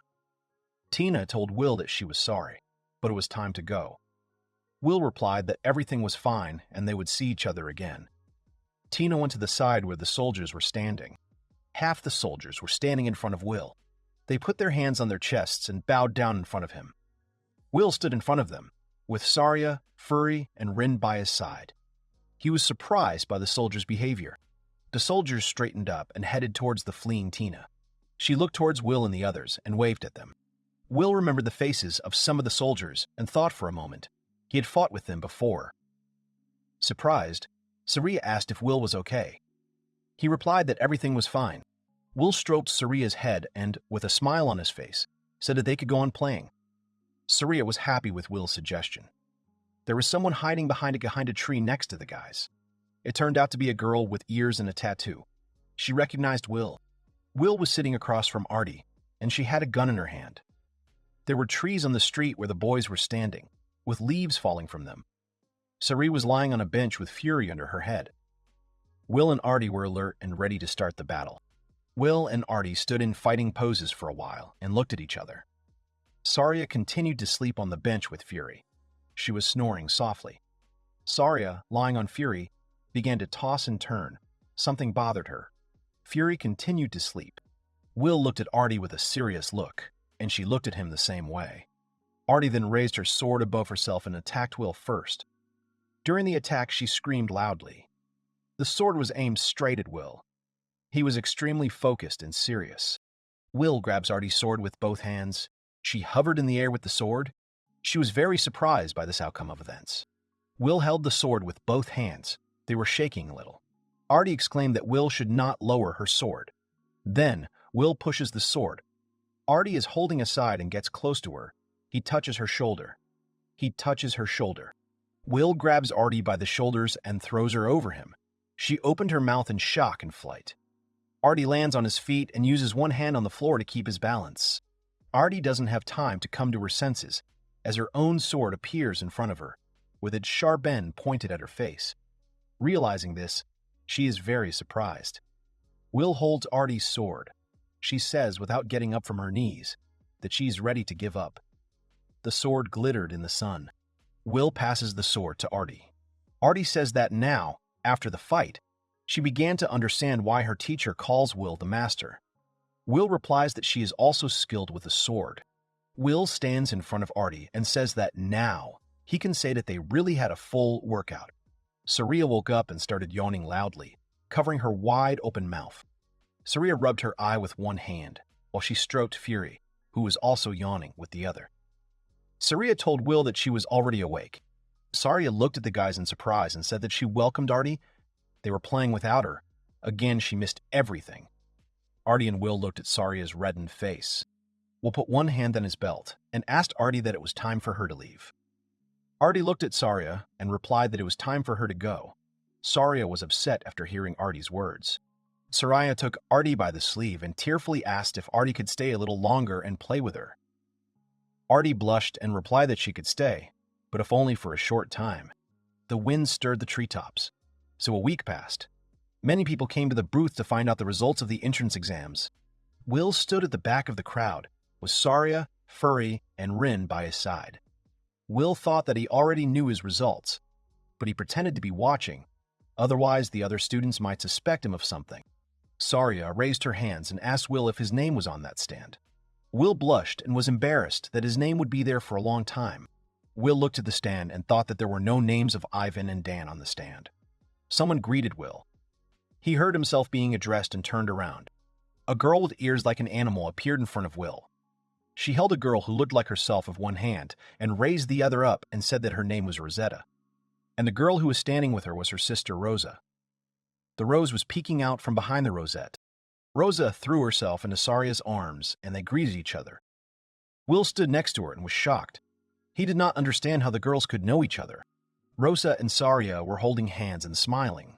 Saria said that they had played with Rose before. Doesn't Will remember that moment? Will replied that he understood everything, and since he had met the girls today. Will stood in front of Rosetta and said he was grateful that she was taking care of her sister. Rosetta closed her eyes in embarrassment and replied that Rosa was happy to find and make friends with new friends. Rosetta raised her hands. She blushed and said that she had passed the entrance exam, so she would be studying at the academy starting this year. Will smiled and replied, "That's good news." He winked with one eye and said that he knew that it was she who had been following him yesterday. Rosetta was all disheveled and blushed at Will's words. She was surprised how Will had figured her out. He replied that he did not feel threatened, so he did not worry. Rosetta scratched her head nervously and said that she was a little worried when she heard him talking to the princess. She apologizes for her behavior. Will replied that she shouldn't apologize. He would have done the same in her place. Will held out his hand to Rosetta and said that, since their sisters were friends, he hoped that he and Rosetta would get along too. Rosetta agreed with Will's words. They started shaking hands merrily. Saria and Rosa, and they took turns embarrassing Will and Rosetta. Will smiled and looked towards the girls, and Rosetta succumbed to the girls' provocations. She blushed all over and asked her not to embarrass her.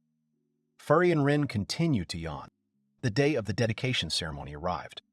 People were walking into a large building with columns. People were sitting in a large room and listening to the leaders, and the third Princess Tina was also speaking there. She was reading from a book. I ate a briefing for freshmen. It was held in the classroom. The teacher wrote and showed symbols on a blackboard. The students sat at their desks and listened attentively. Then there was a general meeting where Will and the others met and got to know each other over drinks. Will was holding Saria in his arms. Tina was standing next to him, and Arty was stroking Saria's head. Then came the lunch break. At the entrance to the room, there was a carved plaque in the form of a loaf of bread and wheat ears. Will and the rest of the guys, along with the animals, were sitting at the table and eating. Rosetta held a glass in her hands and said that it seemed her village had been attacked by a demon, so she wanted to help catch it, but she needed help with that. Will sat across from her and listened to her. Rosetta flattened her ears and let out a tear. Then she said that her guardian is the god of hunting, so she is not very well versed in martial arts. Her deity is not suitable for fighting at all. Will looked at Rosetta and said that he was ready to join her in the search for the monster, because he couldn't leave a friend in the lurch. Rosetta clenched her fists and thanked Will happily. Rose put a spoonful of food in Saria's mouth. Watching the girls, Will said that if they were going to go in search of a demon, then they needed to assemble a team that could wield both magic and weapons. After some time, Tina appears in front of Will. She was holding a magic staff in her hands, and Arty, she had a sword and a scabbard on her belt. Will was standing in front of Tina, with Rosetta next to him. Will said that Rosetta had probably already met the girls. These were Arty and Tina. They were excellent swordsmen and magicians. Tina nervously said that Will was praising her too much. Will stood and looked at Tina, Rosetta, and Arty. He thought that they would make a good team, which included a swordsman, a hunter, a magician, and a healer. Arty put her hand to her face so that only Will could make out her words, and said that they had received permission from Zenobia so they could safely leave the walls of the academy. Will thanked Arty. Rosetta wiggled her ears and offered to go. Rosetta and Tina cheerfully jumped into the air, saying that they needed to get rid of the demon as soon as possible. Will was standing behind her, his hands on his waist, smiling. Arty was also standing behind me and didn't show any emotion. Birds flew up from the crowns of the lush trees. The wolf's body split into two parts. A stranger appeared wearing a hood that covered his face, and in his hands he held the bones of a skeleton, namely a spine and a skull on top. The demon is already higher in search of Will and his team. A stranger's face appeared from behind the hood. Instead of a face, there was a skull with sharp teeth. The boys were walking through the forest near the palace. Will walked in front, Arty walked behind. Rosetta and Tina walked between them. Tina was walking and singing a song. Tina was holding her magic staff in her hands, smiling and singing a song. Will walked in front of Tina and smiled. She blushed and said that Will looked very happy. Tina was walking behind Will. She stuck her tongue out of her mouth and seemed like it was just like walking with friends. Will walked and smiled. He said that he understood. He was happy, just like Tina. The guys were passing by a sprawling tree. Tina followed Will and said that if something happened to them, she could heal any wound. She was a good healer. Will turned around and said they were counting on Tina. Will asked if Tina could heal wounds. Then her guardian was the god of water. Tina smiled and replied that Will was right. Tina raised 2 fingers and said that she still had several guardians, namely the god of thunder, air, fire, and ice. Will looked at her in surprise and said that she had 8 pillars, including the human god. Tina started waving her hands nervously and said that there were talented people like Will who could use just one guardian deity. Will laughed and asked Tina to stop flattering him. Will stood in front of Rosetta. He spread his arms to the side and said that she was getting a guardian, the god of hunting. Rosetta looked at Will and agreed with Will's words. Rosetta had a bow on her back. She looked to the side and said that she was good with a bow, and she could also recognize the tracks of any creature, so they would quickly find the demon. One bird flew over the treetops. The children were surrounded by trees and shrubs. Rosetta stretched out her hand in front of her and started pointing to the side. She said that from here you can see the village. Will and Tina walked over to Rosetta and peered into the distance. Rosetta said that the inhabitants of this village earn money by hunting and selling sheep. In her opinion, this place is a great place to live. Will smiled and agreed with Rosetta's words. The boys were standing on a small hill, and from there they could see the whole village, with houses and plots for crops. The villagers looked like Rosetta. They also had ears and tattoos on their arms. Someone was engaged in planting herbs, and someone was engaged in construction work. Rosetta walked towards them. She raised her hand up and cheerfully greeted the villagers. The man with the tattoo on his face and the woman standing next to him recognized Rosetta. Rosetta moved closer to the villagers. The residents started asking her that she had returned too quickly, that she had failed the exam. She waved her hand and said that she had passed everything and entered the academy. Rosetta scratched her head in embarrassment. The villagers praised her and congratulated her on entering the academy. She considered her the pride of their village. Will and the girls stood behind and thought that they were in Rosetta's native village. Rosetta pointed at the guys and said that she would like to introduce the villagers with her friends. Rosetta introduced Will, Arty the swordsman, and Tina the healer to the villagers. The guys, in turn, were glad to meet the residents of Rosetta's native village. They bowed in honor of their acquaintance. One of the elderly villagers came up to Will. and shook his hand. He said that since Rosetta had friends, he was very pleased to meet them. Will was shaking the man's hand and smiling. Rosetta spread her arms to the side and addressed the rest of the villagers. She said that they had come here to destroy the demon. The villagers looked at Rosetta and began to rejoice at her words. An elderly man approached Tina and said that they had contacted the guild to have adventurers help them, so he was very grateful that the guys had come to their aid. Tina raised her hands and said that she was glad and that she was Rosetta's friend. Will turned to an elderly man and asked him if he could tell him more about the demon that attacks their village. The man agreed to tell about the demon. The man recalled the events of the first meeting with the demon. The first one who met the demon was a villager. He said that the demon appeared in the pastures. The man was grazing sheep with his dog and did not even notice the appearance of the demon in front of him. The man began to recall further events and continued the story that the man, seeing the demon, began to run away in fear to the village. He tried to call the sheep after him, but the demon managed to drag many away and also got their crops and ruined the harvest. After listening to the story about the demon, the boys left the village and headed to the place where they first saw the demon. Will was studying the tree. Rosetta was studying the footprints. She found something and invited the guys to take a look at the find. Rosetta put her hand next to a large footprint on the ground.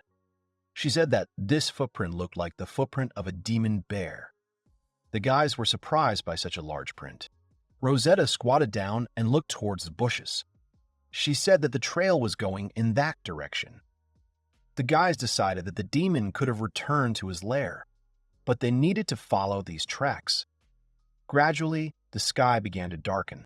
A little later, the heroes reach a small clearing. They see a small, dark cave in front of them. Someone says they think they found her. It was also added that the tracks end at the cave. The boys continued to stand together in the bushes near the cave. Rosetta said it looked like their target was inside the cave. She looked at Tina and asked about what she was doing. At this time, Tina stood very surprised and opened her mouth in amazement. She was making a long sound, as if she was preparing to start talking.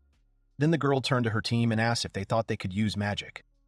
Tina didn't understand the girl and asked what she meant. Will smiled and said what was to be expected from Tina, because the girl's strategy also has a place. Tina awkwardly scratched her head and smiled. Rosetta said that when the demon comes out of the cave, they will leave it with the help of her bow and Tina's magic. Tina smiled and told the team to leave it to her. Rosetta continued and said that Arty would then attack the demon with a sword. Arty agreed and said she understood. Rosetta said Will would be there in case something went wrong. Will agreed. The group gathered, and Rosetta asked if everyone was ready. She started to say the countdown. Sometime later, the operation began. Tina raised her finger up and started using magic power. She summoned a magic ball directly above her head. The girl sent a huge fireball straight towards the demon's cave. Suddenly, the girl awkwardly said that it seemed she had overdone it a little and needed to make the ball smaller, otherwise a big fire would happen. Suddenly, there was a very loud roar. The girls were surprised by this roar. The next moment, a huge bear jumped out at the girls. Tina was surprised by the appearance of this huge monster. The bear continued to night menacingly and advance on the girls. Tina and Rosetta stared at the monster in horror. Rosetta opened her eyes and said that the monster was just huge. Tina squeezed her eyes shut in horror and screamed. The next moment, Arty appeared between the girls, who at that moment drew a sword from her scabbard and a slashing blow was heard. Arty was already right behind the monster. Her sword glinted, and the demon bear froze in its menacing stance. Arty sheathed her sword with a soft sound and said that everything was ready. The demon bear fell with a crash at that moment.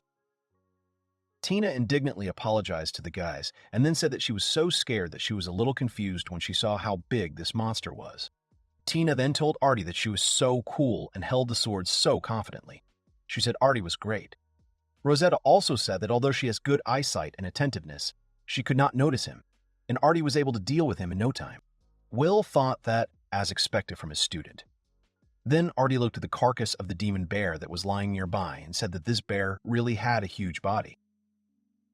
Rosetta was surprised by Arty's words.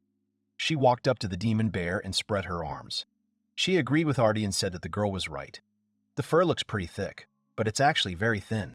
Suddenly, the girls were distracted by Will. He asked Rosetta to stop, and then thoughtfully put his hand to his chin and asked if this demon bear didn't eat sheep in large numbers. Rosetta said it was very strange, so she would go and look into the cave. Will turned to Arty and said that they would go look at everything here while Arty and Tina should butcher the bear. Rosetta told the girl that they could take her knife because it was very sharp. Arty replied that she understood. She picked up a sharp knife. After a while, Will and Rosetta came out of the cave. Will turned to Tina and apologized, and then said that they had been in the cave for quite a long time. Rosetta closed her eyes and said it was very strange. There were no bones, no fur, and nothing else in the cave. It's possible that a completely different demon ate the sheep. Arty watched and thought about the huge claw. Rosetta added, looking at the carcass of the bear, that in that case they would need to find another demon before it ate someone else. Will approached the carcass and said that the girls had done a great job. Arty asked what they would do with it. Will winked and said that he was offering to take this bear to Rosetta's village. The girl was very surprised and cried out in surprise. Will looked at the girls and said that he thought the bear carcass would be an excellent compensation for the damage caused. He asked the girls how they think. Tina said she agreed with Will and called him a friend. Arty said she didn't mind either. Then Will looked at Rosetta and asked if everything was okay. The girl was very surprised, and then she smiled with tears in her eyes and thanked the guys for all this. Will suggested that the girls collect everything and take it to the village, and the residents will decide for themselves what to do. He saw that the fur was quite large and heavy. Rosetta added that they can only take the fur, as the meat may be poisoned due to the demon, so they need to get rid of the meat. Tina suggested making a fire ourselves, rather than using magic, and you can squeeze the meat in the flame. Suddenly, Will looks at the jumped-out Fury. The next moment, Fury jumped out of Will's body and ran to the side. Will stretched out his hand towards Fury and shouted after him. He realized that he couldn't hold it. Fury jumped straight into the body of the butchered demon bear. In the next instant, it expanded in size and began to devour the carcass of the demon bear. A group of guys were shocked to see this. Will didn't know Fury could do that, so he didn't understand what was going on.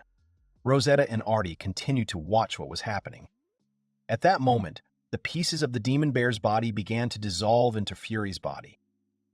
Will and Rosetta watched in amazement. Rosetta was surprised, looking at the pieces of meat that were dissolving into Fury's body, and said that the meat was disappearing right before her eyes. Rosetta and Tina looked at the smaller Fury. Rosetta said it was incredible, because all that remained were fur and fangs. Then Fury released something from himself, and Tina realized that these were substances after processing food in Fury's body. Fury stood awkwardly next to the dark mass. Rosetta said it looked more like humus, but Tina said it was amazing that such a thing could happen in Fury's body. Tina hugged Fury and said that, as she thought, Fury was just a wonderful slime. Rosetta turned towards Tina and Fury and started shouting negatively, opening her mouth. Rosetta looked in Will's direction and started shouting about how the slime could just digest a bear demon like that. She was pretty sure she didn't believe that, and that Fury was a new species. Will scratched his cheek and said that he didn't know much about Fury's abilities. Will turned to Rosetta and told her they had to go. They can inspect everything around the pasture again, so as not to miss a single clue. Maybe they had overlooked something after all. Rosetta agreed and said she would go with Will. After a while, the group arrives at the pasture. They reached the right place as the fence near the forest was broken. They looked towards the broken fence and said that the demon bear came from there. Rosetta sat down next to the trail and said that the tracks of the sheep were nearby, and the tracks of the demon also matched. Then Rosetta stood up and said that it turns out they all came from the other side. She invited the team to look around.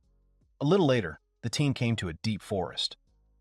Suddenly, Rosetta noticed something and told the team that something interesting was in that place. Suddenly, she was surprised and said that there were already traces of wolves. And were they demons too? Will said that it turns out the sheep were stolen by wolves, not a demon bear. Rosetta replied that if the wolves were a pack, they had joined forces with the bear to steal the sheep. Rosetta put her hand to her mouth and said that the tracks were still fresh, which meant they were heading somewhere, and it wasn't difficult to hunt sheep. She asked the boys to look at the tracks, which were identical, so the sheep were following together. But is this possible without a shepherd? Then Rosetta saw something amazing and said about the 11 tracks. Will was surprised and said that it was impossible, and then asked if the girl had miscalculated, and if it could be that she had suddenly made a mistake. Rosetta said that she had calculated everything correctly. She suggested that the team follow the tracks further, because apparently they ran into this cave. Rosetta then said that there was no sign of wolves and that the sheep had come here by themselves and hidden from the demons. Will asked if that was possible. Rosetta replied that the guys might not believe it, but they couldn't have come here on their own.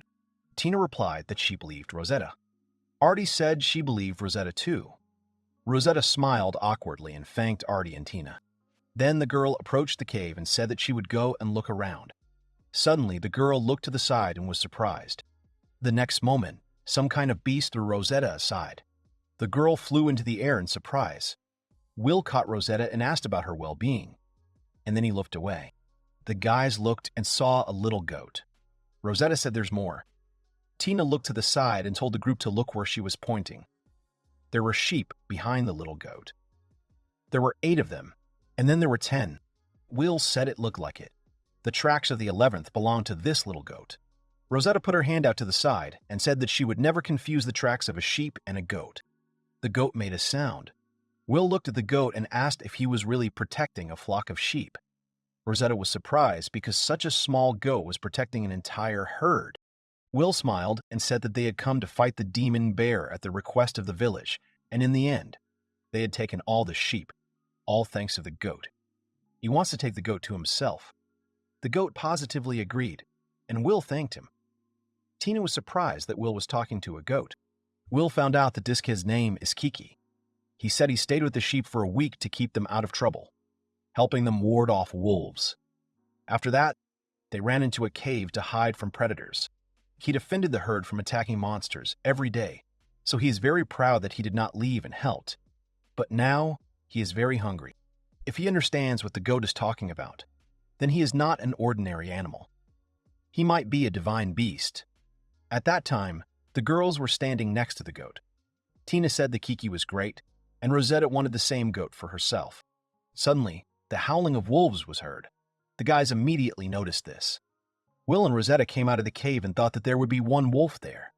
However, there was a herd of wolves right in front of them. Will realized that they had surrounded them. The goat rushed into battle, but Will tried to stop him and asked him to wait. The goat began to butt heads and throw the wolves in different directions. Rosetta was surprised that the baby had hit the target exactly. Will replied that the wolves were scared so they could act. Rosetta strung an arrow on her bow. Tina started using fire magic. Arty drew her sword, and Will used magic on his fists. After a while, Will asked if they had really dealt with all the wolves. Rosetta agreed and said that there were as many of them as the footprints they had found in the thicket of the forest. Tina said that it turns out that they destroyed the demon bear and the wolves, and also saved the sheep. This means that they won and their friendship power was stronger. Will asked the girl to wait, because they had not yet taken the sheep to the village. After a while, the guys quickly hurried to the village. The villagers were very happy to see the sheep safe and sound. They invited them to stay, but they thanked them for their hospitality and decided to leave, as Soraya and Rosa were waiting for them at the academy. After a while, Rosetta thanked the team for their help. Tina told her not to worry because they had a great time. And besides, they were friends. Will chewed on the goodies and said that the souvenirs were gorgeous. Tina turned to Will and asked if she could have some goodies too, or if she didn't deserve them. Will said they did a great job, so Tina deserves it as much as anyone. He gives her a cookie. The girl says that if Will thinks so, then she will try. She tries the cookies and finds them very tasty. At that time, the guys were being watched by people from the cult. One of them, it seems, the leader pointed his finger and told his subordinates to destroy everyone. Tina was sitting near a tree while telling everyone that she was very tired. Will stood proudly, looking at the sitting girl, and said that they hadn't had a rest since they left the village. The boy told her that if she wanted, they could go back to rest. Tina sadly turned around and shook her head in denial, saying that Rosa and Saria were waiting for them. Therefore, the girl suggested returning home as soon as possible. Rosetta looked at the kid uncomprehendingly and wanted to know from Ula what they would do with him. After all, the kid wasn't even afraid of wolves, and it was more like he was a monster. Will said he just had nowhere else to go, so he took him with him, because it wasn't a burden for the guy to take care of him. Rosa started to smile and thought it was very good. The boy was already sitting up and stroking the goat. Suddenly, Will was attracted to something. He fell into a stupor for a moment, but he managed to collect his thoughts and turned his head to the source of the sound. A fireball appeared in the sky. The guy excitedly shouted in the direction of the girls, and later turned to Arty to invite everyone to him. After his shout, there was a loud explosion and a large cloud of smoke rose into the sky. As it turned out, Will was using his shield, which was just emitting smoke. The guy was holding a shield, and Rosetta, Tina, and Arty were sitting behind him. Will said it all happened very suddenly. And it's good that they managed to hide from such an explosion. Arty said she just decided that the place next to them was the safest. Many demons with different masks appeared near the explosion. They were standing in front of the guys, surrounding them with a crowd. The same people stood with their backs to each other, preparing for battle. Will stood there with a serious face and didn't understand who they were. Arty turned to him and said that they were cult exterminators. The guy thought about it and realized that it was probably him. Tina exclaimed in fright. Tears began to flow from her eyes because she was remembering her friend who fought against the cult exterminators, and how her friend disappeared in that fight. Will turned sharply and seriously to Tina, which startled her, and she instantly blushed and was dumbfounded. But the guy abruptly turned to her with a big smile and said that everything was fine and that she shouldn't worry about it. He started adding to his words that she just needed to use her magic, and Will thought they were demon wolves in human form. Tina gathered her thoughts and agreed with the guy. Meanwhile, Rosetta was shooting arrows at the cult exterminators. The girl could barely manage. At the same moment, Tina screamed and raised her arm and began to attack, and Arty understood that the cult was agile. Rosetta contacted Will because she wanted to know what to do now. He was thinking that they needed to find the source of magic, and so was his past self. At the same moment, Will was hit by a strong wind. It was a raging storm that chopped down all the trees on its way into smooth, round logs.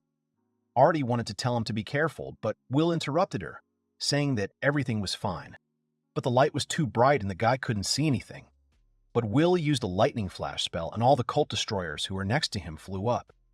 There was a bright light around these demons, but they were only able to destroy this magic because it was too widespread.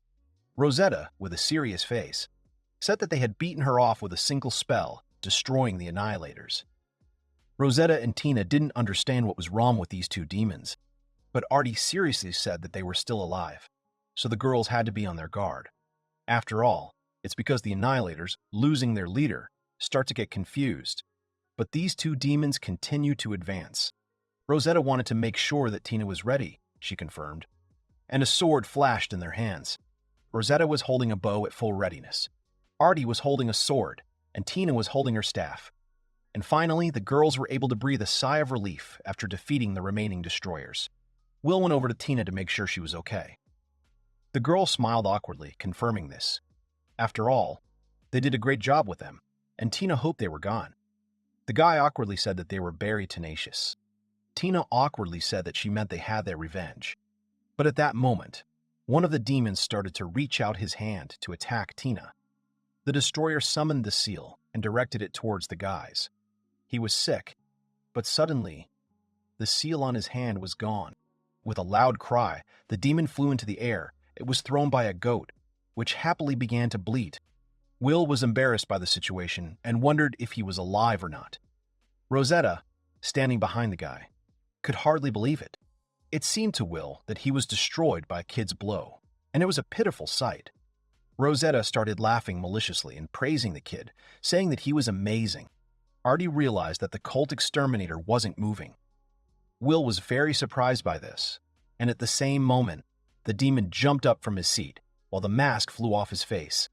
The guys didn't understand what was wrong with him, because he should have disappeared by now. The clothes on the destroyer began to tear, and Arty shouted for everyone to get away from him, and drew her sword. The exterminator became super muscular, and one of his arms was enlarged several times, and he instantly broke Arty's sword in half. She started to get angry, but was glad that he finally showed up. The demon bared his terrible grin and growled, and at that moment, the devil himself rose up in front of the guys. His muscles looked like they were going to burst. He wanted to thank them all because he was able to be reborn only because of them. Will reflected on the fact that he had already encountered a demon. And of course, He has experienced fighting evil spirits in a previous life. But he somehow missed the moment when the devil is reborn after the vessel disappears. But right now, Will was only in the body of a small child. The girls next to him were embarrassed by his inaction, and she turned to him. But the guy immediately jumped towards the devil, because he decided to try to attack him anyway. Due to his speed, a strong wind appeared behind him. The devil started laughing, and a guy's foot flew into his head. The devil's head was too hard. The demon grabbed the boy's leg, saying that it was not so easy for him to give up. The head of the cult was holding his leg with great force, and he said with a terrible grin that he could crush Will like a bug. After all, his childish curiosity played a cruel joke on him. The guy didn't understand what he was going to do. The devil shouted in an underground voice, throwing Will directly to the floor, saying that he would quickly turn him into mincemeat. Tina screamed, worried about Will, and Arty asked me to help her. Attacks flew towards the devil, which angered him even more, and he called Arty stupid. She tried to launch even more attacks, but her strength was almost not enough. The devil laughed even more and said it wouldn't help. His eyes turned black as night. He turned back to Arty with a grin, thinking that she thought that if she cut him in half and the matter would be over. At the same moment, the devil looked at his hand and was very surprised. The limb was missing from its usual place. Will, who was standing behind the devil, began to say that although his skin was very hard, it could be cut. Besides, his body was very weak right now. The girls happily exclaimed the boy's name. Will thought they were going to kill him now. The devil sat holding his hand and didn't understand how he could do that. He also didn't understand what he had done. His face was full of anger. Will, with the same smirk and self-confidence, said that he just found out that he was as mortal as they were. The devil started baring his teeth and getting angry and growling. The devil grew a hand and asked this boy not to be arrogant. After all, he was stronger than them in many ways, and now he was going to destroy them all. At the same moment, the monster's head flew off to the side, but the grin still remained vicious. Will was holding a lightsaber in his hand, and there was a strong gust of wind from such an attack. Will turned to the girls, a little scared. They stood there completely unaware of what had happened. The devil collapsed behind them. Tina and Rosetta admired Will's reception, and he thanked them modestly. Arty said in frustration that he had just destroyed her as a swordsman. Will began to feel very embarrassed and apologized to her. But suddenly Tina noticed something. The devil's body began to change its shape, and it looked like it was melting. As it turned out, Will noticed that it was dissolving and turning into liquid, and steam was coming out of the chopped place. The guy approached the girl because he thought she might know what it was. Arty didn't know what it meant, and she also didn't think it was anything good. The guy thought about it. He used freezing magic, but he thought he should be frozen. The demon was still melting before my eyes. The guy decided to use thunder, and later fire and wind, which also turned out to be useless. He ended up trying the water, and finally it seemed to him that the water magic seemed to be working. After all, it looked like the monster had shrunk because the areas where the water got turned black. Tina suggested that this was an indicator that everything was working. Then he decided to continue, but the devil began to emit sounds and change in shape. Suddenly, a plate broke. It was Saria, who was sitting in the children's room. Some girl wanted to know if she was okay, and Saria herself said that her plate suddenly split. The girl who was looking after the children was scared and worried. She thought that Saria had hurt herself, because she was very sorry that it had happened. The girl took the girl by the cheeks, and she said, a little crestfallen, that she was fine. As it turned out, Saria saw her brother. He was all wet and serious, but then she saw his past life instead of her brother, who was fighting with someone. And suddenly, her brother had wings, and Saria realized that he was a Tyne Briss. He was standing in front of her, and it was as if there was a reflection of someone behind him. Someone with 4 wings. It was time for the guys to defeat the strongest enemy. Arty was ready for a fight and held a sword in her hands. A Tyne Bree appeared in front of Will, namely a large wolf that had wings and a third eye. He couldn't believe it, because it couldn't be him. The beast was small in stature, and it was different in shape. He thought they might be related. After all, the real Tyne Bree had a 9-foot head, a 6-foot tail, and 3-foot magnifiers. But Will also didn't understand why he wasn't attacking. And maybe he was afraid to approach him since he had a beast god. or else he basically didn't want to engage him in battle. But Tenebris was no longer looking at Will, but at Rosetta, who was looking strangely at an incomprehensible wolf. The girl did not understand why this happened. She was shocked, or rather scared. After all, not long ago this Tenebris was a monster. He was so powerful that his strength couldn't be compared to anyone else. Suddenly Rose was addressed, or rather Will was calling her and Tina. They didn't understand what had happened. The guy ordered them to return to the academy immediately and ask for help, while he would try to detain him. Rosetta said it was too risky. But Will was unfazed, saying that they were the ones in danger, but he would be fine. Tina also tried to object, but the guy also interrupted her, again asking them to run and call for help as soon as possible. Memories of her friend flashed through Tina's mind again, asking her to think about how much he needed her help. And at the same moment, the girl's eyes filled with tears, and she began to think that she would not make it. Rosetta called out to her, saying that they should listen to Will. Tina turned around in fright and said the girl's name. Then, already running away from the guy, she asked him not to disappear. Will told her that everything was fine, and he promised that he would come back alive. The girls ran away from the guy in frustration in order to be able to help him. The guy could use the ring to contact Zenobia, but he didn't know how long he could hold out while they ran for help. The guy was holding a ring in his hands, and a spatial seal appeared from it, and he was talking to Zenobia. He said it was Will, and he said they were attacked by a beast and they were fighting it now. The voice from the ring did not believe what he said. Will repeated, saying that it seemed to be a Tenebris, namely a monster of catastrophes.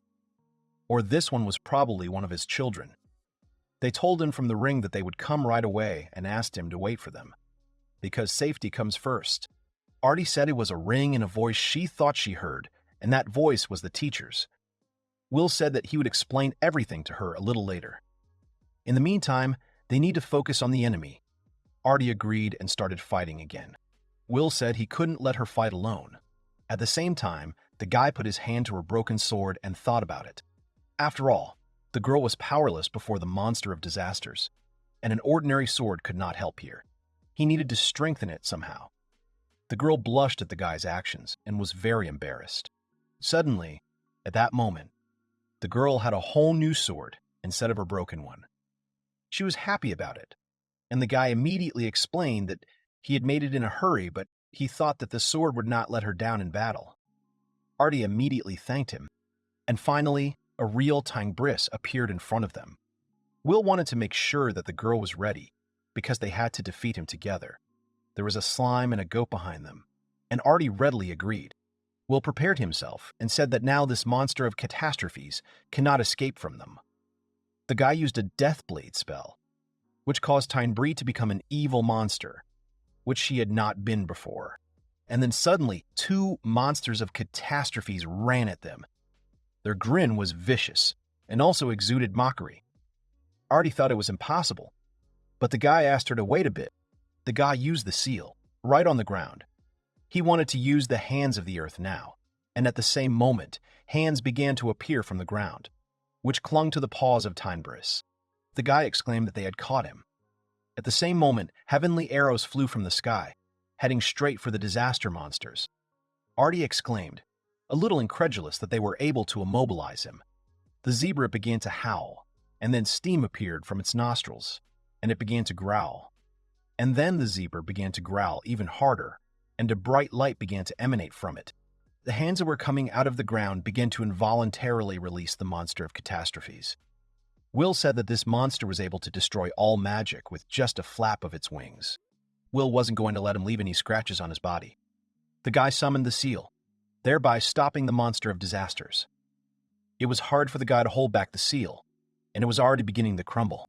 He felt a little surprised, because at that moment, the monster began to writhe. It began to make scary sounds similar to the bleating of a goat. Well, as it turned out, it was the baby goat that attacked Tenebris. Will immediately praised him. The guy looked at the recent little goat and saw a huge animal instead of the past one. He immediately exclaimed indignantly. He drew attention to the slime, adding to his words that they had become so big. Arty thought about it and realized that it was a matter of competition. Will's animals immediately started making their own noises. They began to surround the disaster monster from several sides, thereby defeating it. The guy said that with such a force, they might not be needed here anymore. The monster's eyes widened. He opened his mouth and threw the slime and goat away from him. Well, as it turned out, the guy's animals hit each other. The monster stared angrily at the animals that had just been hit, and Arty immediately began to protect them, asking the disaster monster not to touch them. She started telling the monster that otherwise he would lose his paws. He started growling and looking at the girl. Arty contemptuously said that he was pathetic, and at the same moment glowing lights flew at her, from which she began to squeal.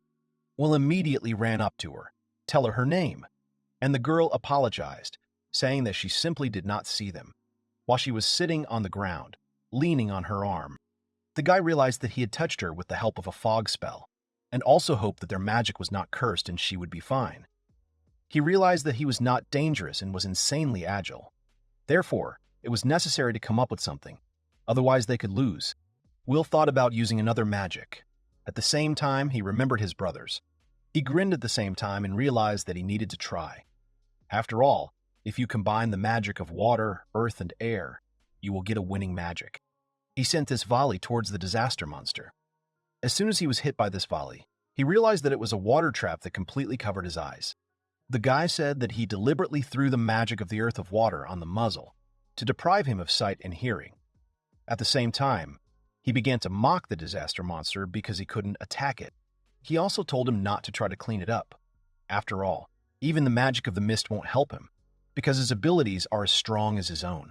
Water magic neutralizes, allowing the energy of the disaster monster to come out. The guy remembered the fight with his brothers, and Will had no choice but to do it. The mouth of the disaster monster began to light up with a bright light, and the tiny bro began to dissolve. He's been waiting for this for so long. The monster's eyes began to widen, and eventually it began to howl. Foam began to flow from the tiny bro's mouth, and his grin became even more vicious than before. The pores penetrated his body, spreading the poison. This spell will spread for a long time, paralyzing every inch of his carcass. But Will didn't understand what it was like to swallow his power. Tenebral began to emit burning lights again, and Will began to defend himself, using the shield consisting of a seal again. He understood that he would not be able to put up much protection due to the control of another force. The guy could barely hold the seal, even though it was already cracking. He felt that he had a little more left and then he would reach its center. But then, at that moment, Arty had already started attacking Tenebral's head. Her sword went straight through the center of the disaster monster. Will shouted the girl's name, and she shouted at him without turning around that she would distract him. Will's huge goat stuck its horns into the tiny bral's torso, and the slime appeared exactly on the paw of the disaster monster, thereby turning it black. Saddened, Will said that they had all come to his aid together. The guy was still holding the finger that held the seal. At the same time, he finally said that he still had a little more time to hold out. And then suddenly he realized something. He found what he was looking for. With the last of his strength, he told the disaster monster that he would destroy its power. At the same time, the guy smiled that he had found a way out. Tenebral glowed, and a stream of blood flowed from his mouth. He was down and lying on the ground. Will looked at him with a little fury. He did not understand why this had happened. After all, he had reached its center, but he only wanted to destroy the force. And he didn't think it would destroy the beast. After all, his hide was quite durable. Will thought about it and said that in any case, that duel with the stupid brothers had only done him good. Images of those boys who were pretending to be. I don't know who appeared in his head again.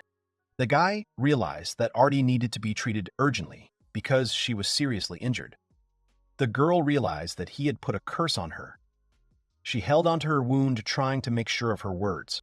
Will stretched out his hand towards Arty, and a field appeared around her, which began to heal her. The girl realized that his magic was very strong, which confused the guy. Arty continued by saying that this beast was insanely strong, and she couldn't defeat him even with a weapon. He remembered the little girl had told the master that she had failed, although the demon had no arms or legs. Will chuckled and said Zenobia had a decent student. He patted Arty on the head and said it wasn't a big deal, because the most important thing was that it was all over. The girl awkwardly turned to the guy. Behind the boy's back was his past life, which told her that if she understood this, then in the future she would definitely become a strong warrior. Arty blushed deeply and tried to address the guy again. He was shocked because he remembered little Zenobia. Immediately, he tried to change the subject, trying to find out where her sword was. The girl said a little awkwardly that her sword was slightly damaged, but for that, she easily controlled him. The metal in the sword was very durable and light. It had a beautiful pattern and had a very strong magic power. And the shape is very comfortable, so it was convenient for her to hold it in her hands. And at that moment, Arty, pausing a little between the letters because she was trying to say something, and after her words, there was an awkward pause. Will said, without giving the girl anything to say, that he was giving her this sword, as long as she didn't ask anything. Will noticed that the goat and the slime had become regular shapes, and it was good that they were all finally behind us. The guy was lying on the ground, trying to catch his breath. He was terribly tired, Arty sitting next to him, saying that she was tired too. The girl thanked Will for his help, and the sword that the guy had made for her was intact again. Finally, the heroes can now rest. Will and Arty were able to defeat the disaster monster. They noticed that his body had turned to ashes, leaving only the core. Arty couldn't believe that they could defeat him just because his weak point was water magic. Will thought about it, because he fought on equal terms and could resist any of his techniques. After all, he didn't have a weak spot. Just something gave way in his body, and they were able to attack him, dealing a fatal blow. Suddenly, a wing appeared from the core, which was split, which made the guys pay attention to it again. Several dragons emerged from the egg. Will didn't understand where they came from, and Arty just stood there wondering what to do now. At the same moment, the master's disciples appeared in the sky. At that moment, Rosetta and Tina were trying to get help faster. Rosa was just trying to hurry Tina up. The girl said that she couldn't keep up with her and asked for a rest. Another one reminded them about the monster, and they need to run further to help. And if they don't hurry up, they will be destroyed. Tina immediately started imagining it and didn't want it to happen. Suddenly, an appeal to the girls was heard from somewhere. The appeal was repeated, and Tina told Rosetta that she could hear them calling their names. Suddenly, voices were heard from somewhere above, which attracted the attention of the girls. Rosa looked up angrily and Tina was worried, but then the girl's expression changed to cheerful. On the treetops, or rather above them, there were two dragons, on which were Will, Arty, Zenobia, and Milt. And after all that had happened, they were already sitting in the director's office. Milt wanted to hear a detailed account of what had happened to them in the woods. Suddenly, Zenobia turned to Rosetta and Tina, saying that she hadn't even introduced the old man to them, admitting it was her mistake and asking them to get to know each other. After all, there was no time to do this at the Enlightenment ceremony. This angered Milt. The girl introduced Milt to the girls, and Milt mentally reproached her for being older than him after all. But the girl continued, saying that he was one of the directors and a very strong magician. Rosetta and Tina were shocked by this news, and one of them said it was a great honor for them to meet him. Milt laughed, saying that it was possible without such formalities. After all, he had heard a lot about Tina, and if he was not mistaken, then she and Arty were recommended as Zenobia's best students. At the same time, Milt greatly praised the girls. Tina felt very embarrassed by the director's support. Milt turned to Rosetta. After all, he had also heard about her that she was just an excellent hunter, and such people were very highly valued at their school. The girl was shocked by such praise, saying that she was not such an excellent hunter. Zenobia asked me to tell her what happened, and she turned to Rosetta and Tina. They started saying that there was a huge bear, and the other one, interrupting, said that it was a wolf demon, which was terrible, and also with huge wings. Tina and Rosetta shared that the damage caused to livestock in Rosa's hometown and the story of the demon, which has not yet been revealed. And then there was the fight with the demon and the appearance of Tynebriss. Rosetta heard about Tynebriss because she couldn't believe her ears. Tina confirmed that she had said that. After all, Will had said his name himself when he saw this monster. Will laughed awkwardly, saying that he wanted to talk about it. Zenobia and Milt repeated the name of Tynebriss, because he was a powerful monster. After all, the Calamity Beast and Tynebriss weren't really monsters that other magicians knew about. The Calamity Beast had been destroyed by him and his disciples. But it seemed to him that some people, such as the Seekers, knew about it. The Great Master and his disciples defeated a powerful demon king who wanted to destroy humanity. And it looked like the Guardian army was skillfully manipulating this information, carefully hiding it.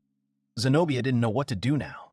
Note replied that she was giving orders here, so she had the floor, and the man was angry. The girl thought about it and said that they had no choice but to omit it and classify their trip, because each of them signed an oath of non-disclosure. Will thought about the fact that it turns out he also signed similar papers, but he couldn't even remember this. Memories of signing papers flashed to his mind. Zenobia said that what they were talking about now would not go beyond the office, as soon as they know about what happened to them in the forest. That's what Will thought. He thought the Tinebris and the Beast of Calamity were the names of the Demon King who had once been defeated by the Great Master and his disciples. And those bandits who attacked them then were his loyal followers. The rescue agency was created specifically to destroy and combat this cult, and not a single living soul knew what secrets the Keepers kept. Zenobia assumed that Tina had been told everything by her teacher, and Will kept thinking that it was a good thing that he didn't talk about the resurrection of the beast and his real identity. Rosetta, with a serious face, said that she had also been told about it, and she thought that the truth was special.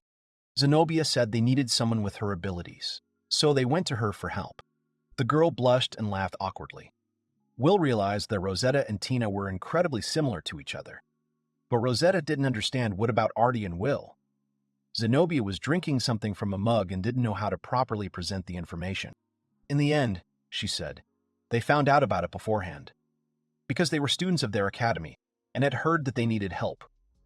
Will laughed awkwardly, but Arty sat speechless. Tina realized that this was why he was so prepared in battle.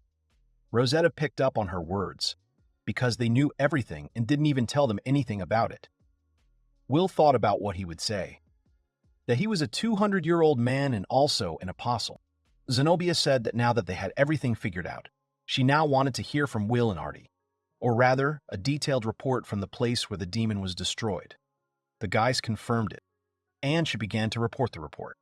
The directors listened to them attentively, and they were interested, because they had hunted him before, but had never seen anything like it. Milt said that there were cases when a person became a demon, but this was the first time he had seen that the one who had already disappeared became a demon, or the original form of a demon became a demon of a higher rank, and he needed to think about it carefully. Zenobia thought it would be silly, but she asked to stay here for a while and not go outside the building. Tina immediately agreed. Will understood them, because they were afraid and didn't know what to do. Even though it was a high-ranked demon, only he and Arty knew its true form, and the rest were caught off guard. And he didn't believe they'd gotten rid of the monster for good. After all, even if it happens that Tina does not inherit the throne, then the Empire would in no way help to lose her as the crown princess. The bear demon remained alive, but Tinebris escaped. Milt was trying to get in touch with someone, but their phone was just hissing. And he finally got in touch with someone, and that person could be heard. Milt turned to Will and Rosetta, because there was an urgent matter and he needed their help. Will was trying to figure out what had happened. He replied that they had opponents on the horizon, stronger than Tinebris. Tina wanted to find out who it was, but Rosetta considered it impossible. Will didn't understand why he and Rosetta were the only ones called on for this assignment. The crying cries of little girls could be heard. They were the sisters of Will and Rosetta, who were running to meet them. The girls jumped into their arms. The teacher apologized and said they couldn't hold them anymore. After all, they were so worried that they asked to see them as soon as possible. Will also apologized and said that they had caused them too much trouble. Saria wanted to know that her brother was okay, because she was very worried about him. Will apologized to her for making her worry, and he was fine. And only the clothes were slightly tattered. It scared the little sister. The guy said he got a little carried away when he was playing with a goat and a baby bear. The girl was shocked when she heard about the bear and the goat.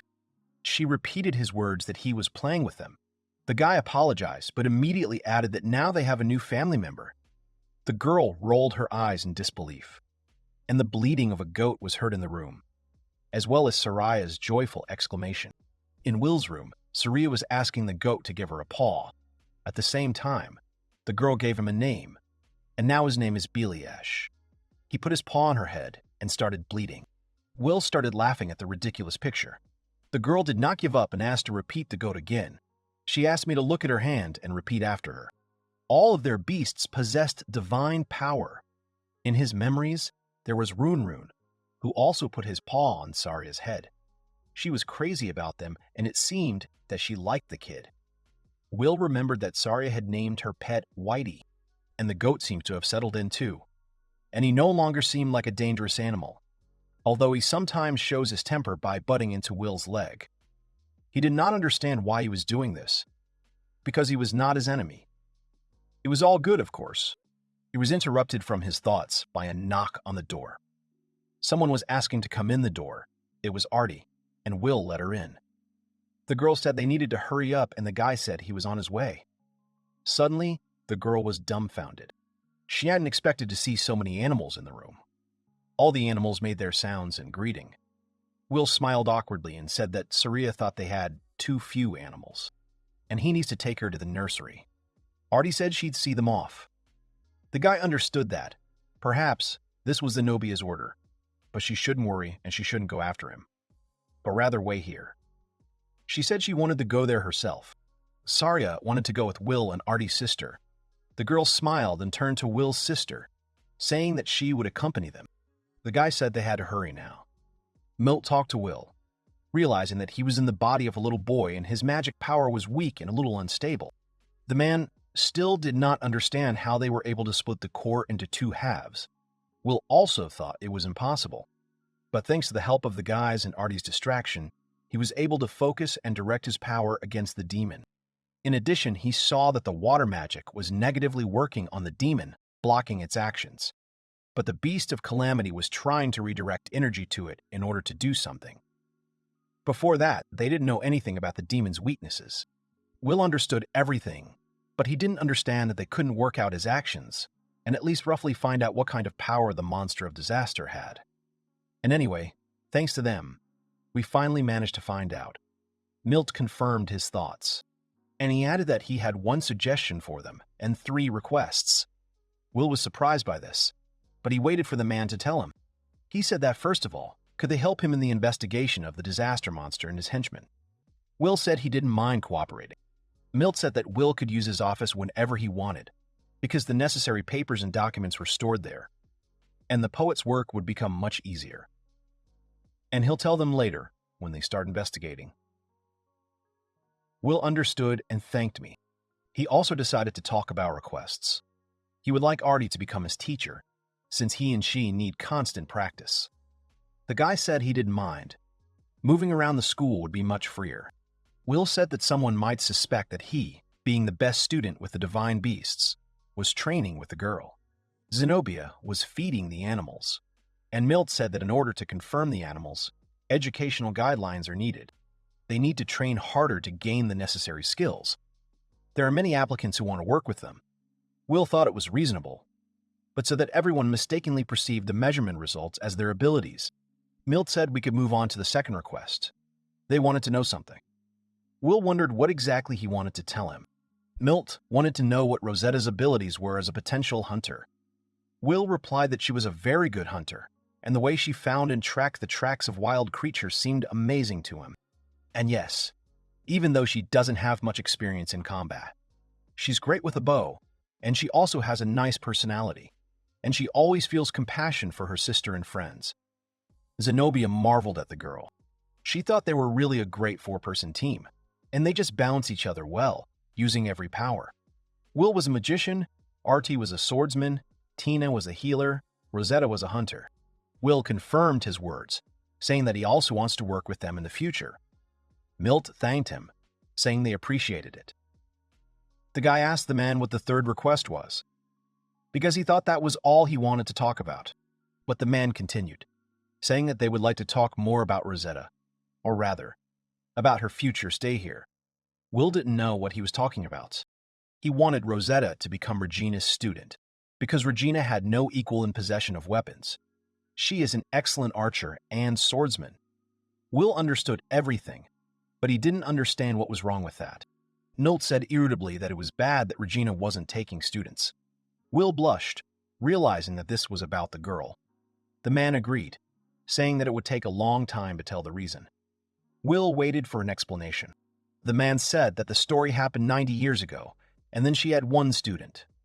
Regina loved and respected him very much, devoting all her free time to him. And one day, her hometown and their country were attacked by demons. While Regina was protecting the people of his homeland, he was protecting the country by acting as a human shield and keeping the demons away from the gates of the building. After some time, they returned back and defeated the demon. But it was too late, as the student suffered a fatal wound. And after seeing how Regina defeated the demon, he disappeared with a smile on his face. She raised a really strong student. Then, on the day of that battle, he was by his side and saw everything with his own eyes. But the demons are too strong to deal with them alone. The enemies had deliberately planned everything so that Regina would be absent while they dealt with her beloved student. After that, her only words were that she would never take students again. Will wanted to know if he was sure Rosetta could be trusted with her, or what his request was. Milt said she was understandable. She had lost her best student, and he should know what it was like to lose a friend he had fought with. Zenobia said they had to do something to get her back. It's been a long time since then. The request is that they talk to her and ask her to take Rosetta as a student. Will understood why they had told him this story, so that he could help bring Regina back, because the grief of losing his beloved student. He himself was once a master, so like no one else, he understood her feelings. And that's why Will decided to agree and talk to her. Milt beamed at his master's response, but he asked not to expect much from their conversation. But the man still believed that the master's words would find a response in Regina's heart.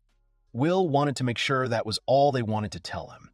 Milt confirmed and thanked him for listening to him. The guy decided to remind them of what they had talked about earlier. Suddenly, Zenobia said she wanted to get started immediately and wanted to ask Milt if she could use his room to investigate. This confused the man, and he did not know what to say to her. In the end, she suggested that he at least clean up his office first, because he had so much junk there and the master would not even be able to find the papers he needed. This greatly angered Milt. He turned to the girl and said that there were a lot of necessary things in his office that should not be thrown away. Zenobia sarcastically said that she was wondering what kind of things they were. There was an awkward pause and silence fell in the office. Will informed the guys that he would contact them a little later, even though he always said in his previous life that everything should be organized. With a little anger, he said that the next time he came to this office, it would be good if the investigation room was clean and the necessary things were hidden away. Milt was embarrassed and said that he understood everything and apologized. Will went through the door and saw a girl who was waiting for him. It was Arty, and her appearance surprised the guy a lot. But the girl was unperturbed. The guy realized that she had been waiting for him here all the time. The girl said he shouldn't worry about it because it was part of his assignment. The guy exhaled from impotence against her. Will reached out to Arty because he wanted to ask her if she had a minute. It was a place that looked like a dining room, and the guys were sitting in it. The guy started talking and said that even though he had talked about it earlier, she didn't have to follow him around. Arty thought it annoyed him, but he said that wasn't the point. She looked at him for a long time with a serious face, which embarrassed the guy. The guy started to address the girl, thus embarrassing her now. But there's actually something he'd like to ask her. Finally, the guy said he didn't understand why she was so desperate to get close to him, and he was really interested in finding out. The girl immediately started apologizing and saying that it wasn't what he could have thought of. He confusedly said that he hadn't thought about anything like that, but it just became interesting. Arty was very worried about him. Will thought that these experiences were not accidental. She knows who Timbers is, because she was sure Zenobia had definitely told her about him. When he attacked him, he was too carried away to say anything about him. Arty knew everything about Will and this monster. The girl was embarrassed by her words. She thought she really should apologize for finding out his secret that he had been keeping all this time. Will asked me not to apologize because everything was fine. Will turned to Arty again because there was something else she didn't know about him. To be more precise, his real name. The girl thought that Will was not his real name. The guy said his name was Elephus Worms, and that was his name in a previous life. Arty turned to Will again, realizing that he was the right master. Will said that she might not believe him, but other teachers could confirm it, as they had all been his students in the past. But to his surprise, the girl said she believed him. She was very surprised, but she felt that he was an unusual person. He was surprised that she believed his words so quickly. She explained that cases of reincarnation in their time are very rare, but they have been, and even confirmed. It was much less common for a person to retain his memory from a previous life. It was impossible that an 8-year-old boy could defeat the strongest magicians or powerful demons so easily. It was logical that only a great master could handle them. Will said that he had defeated them all only because of her help. The girl remembered something else and decided to find out, thinking that animals are also divine. The guy confirmed it and said that he just wanted to talk about them. He wanted to tell me that a goddess had made him like this. Arty thought he must be a favorite of the gods. Then, he told Arty how he had come from his death to the present day. The girl did not understand what kind of divine guardians, beasts, and half-breeds they were, and I realized that it was all true. Will explained that ordinary animals would not be able to possess such power, so everything was obvious. The guy said that everything he had just told them was now their secret, and no one except Zenobia and the other teachers knows about it. Arty asked me not to worry, because she wouldn't tell anyone, but she didn't understand why he told her. He said it was because he trusted her as he trusted himself. The girl was very confused by this answer, and even though she is one of the rescuers, he saw how she risked her life for his sake. Arty said that's what anyone would do if they were in her shoes. The guy was embarrassed and silent, but then he turned to Arty because he had one request. The girl began to listen to him attentively. He wanted her to fight the monster of disaster with him. Will wanted a decent man standing next to him, fighting evil, just like 100 years ago. The girl thought about it, because she would be next to the master and knowing all his background. She took a short pause and said that it was a great honor for her to participate in the battle with the great master, and she would do her best not to let him down. Will thanked Arty and said he really wanted her to continue treating him like Will, not a master. She just said, "Whatever you say, Will," and I hoped that they would work well together. The guy wanted to know how she felt about working out today. Arty agreed and said she could show him a couple of new tricks. Suddenly, outside the door, someone was looking for Will because they needed to tell him something. There was Tina and Rosetta, who were upset about something. They found out that he wanted them to join him. There were already 4 cups of tea on the table. Will said that they had very good training, and he'd already seen this several times, both during the entrance exams and in the forest when they rescued him. The girls train every day, but they didn't understand why he was suddenly suggesting that they team up. Tina wasn't very good at fighting, so she didn't think she was much use. Rosa is also not in the physical shape she can be in, and in their last mission they had to run for help, and they couldn't help them. He knew that they would quickly agree to his proposal, and he invited them to listen to him because he wanted to do something, namely, to unite with them so that in the future they can defeat the monster of disaster and other demons. To do this, they must constantly train to improve their skills and magic, and it turned out that he wanted to gather them all to destroy the monster of disaster. Will said with a serious face that they understood correctly. Even if they don't have time to get together and train, schoolwork will be enough to gain knowledge and improve their tactics. Tina is also Dion's student, so she's in good hands. He was a little confused. It's not that he doesn't trust them, but unlike Arty, Tina, and Rosetta are academy students who have nothing to do with the Salvation Army yet. Tina was a princess, and Rosetta has a sister, and if there are disasters during the battle with the beast, something will happen to them. Will's thoughts were interrupted by Tina, who was puzzled by something. She said she wasn't strong enough to fight. She often got confused and ran away, hiding in the bushes, and was simply useless in battles. The girl said she couldn't forgive herself for that, but this time she wanted to overcome her fears and help Will fight the monster. She wanted to take a chance and prove to herself that she was strong and could stand up for her friends, protecting them from the monster of disaster. Rosetta thought exactly the same way as Tina, so she agreed with every word she said. She wanted to help Will and fight side by side against the demon, because if they invade their lands, innocent people may suffer. And if anything happened to her sister, she would never forgive herself. Therefore, she wants to become stronger and wants to protect not only Rose, but also Will, because they are friends. And that meant they had to help each other. The guy was amazed by how excited they were.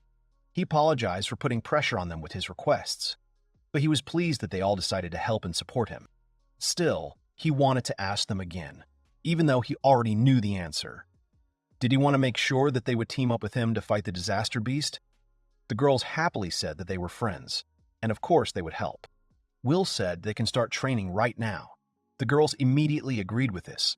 All of this brought back old memories to him, when his students, as children, also stood next to him. He knew he was lucky. First, the girls had to try to defeat Will using only hand-to-hand combat. He encouraged the girls and waited for them to attack. The girls weren't ready for this.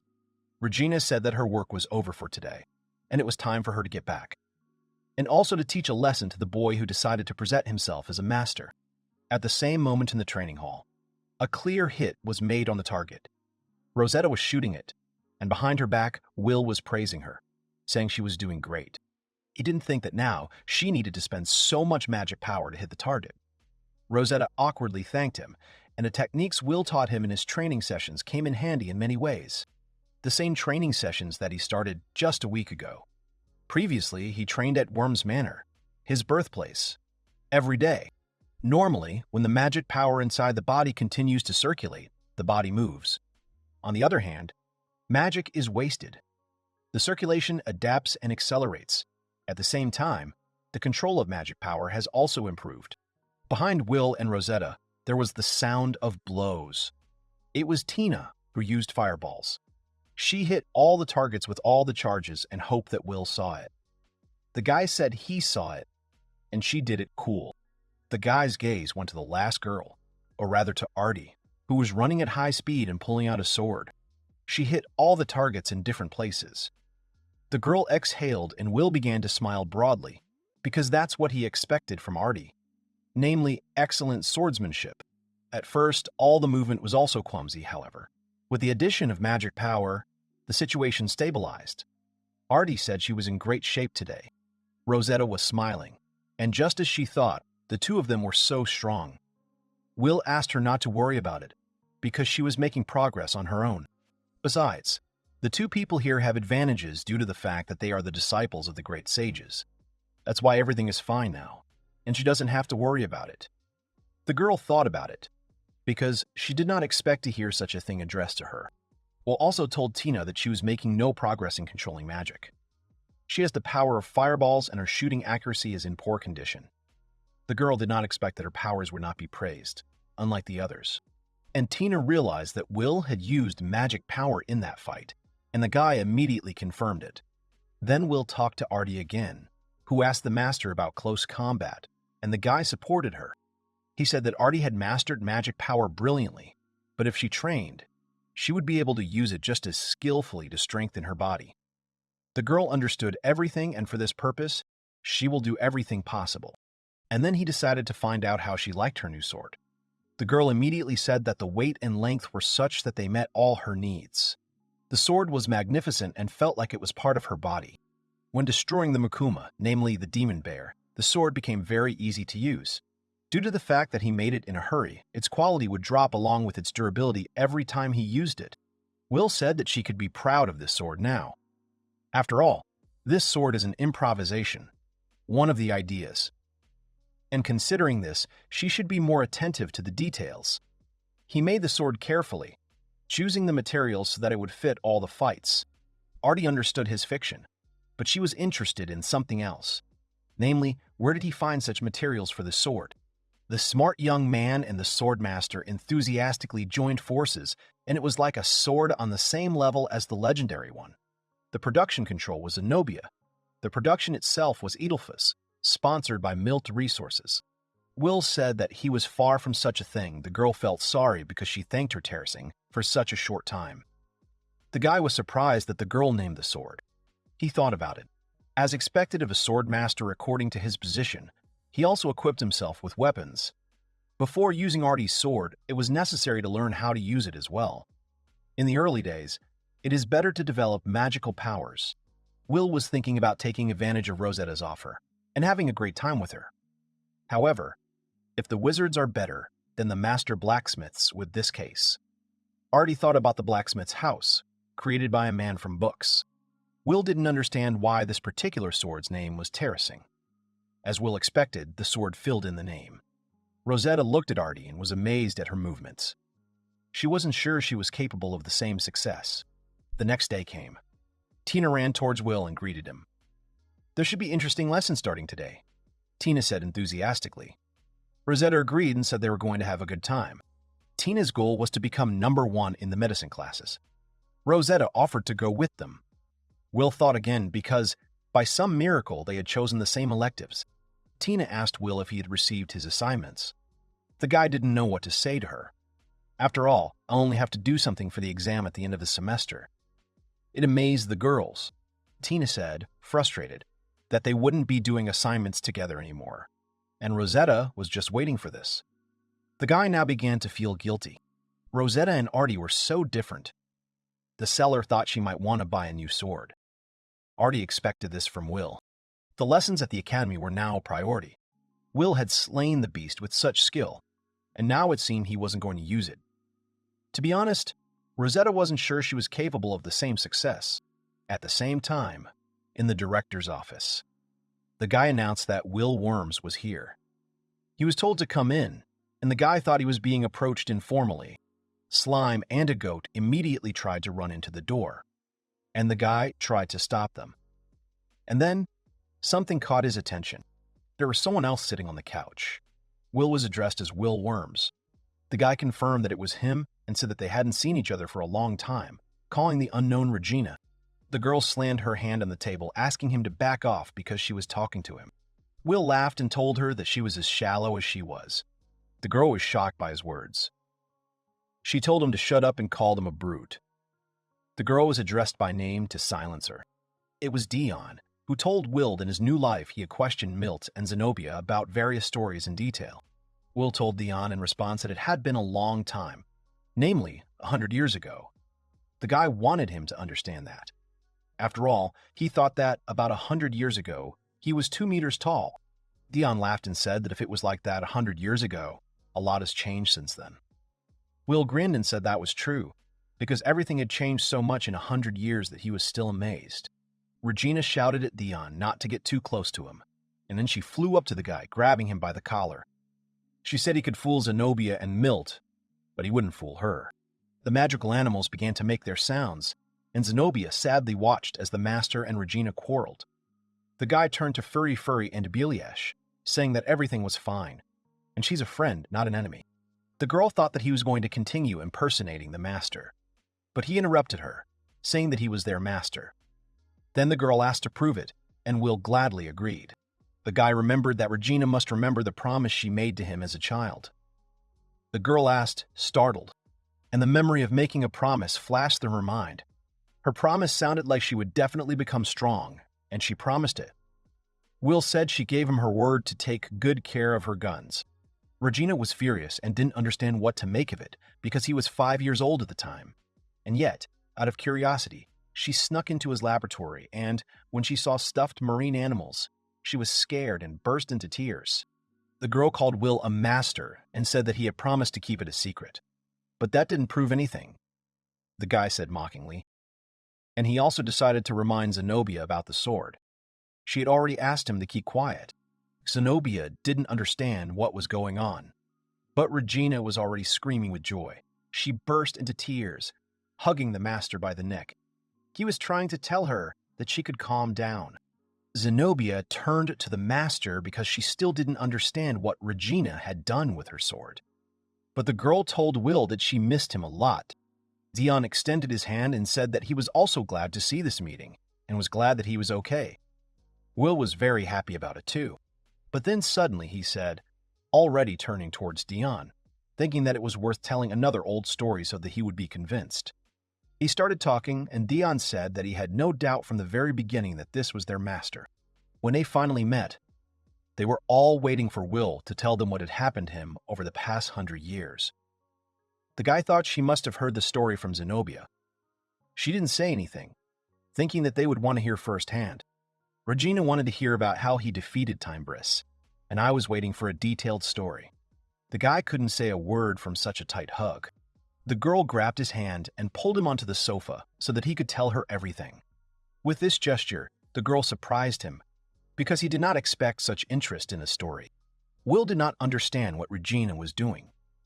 She was trying to get enough of the master's presence with a blissful smile and hugged him.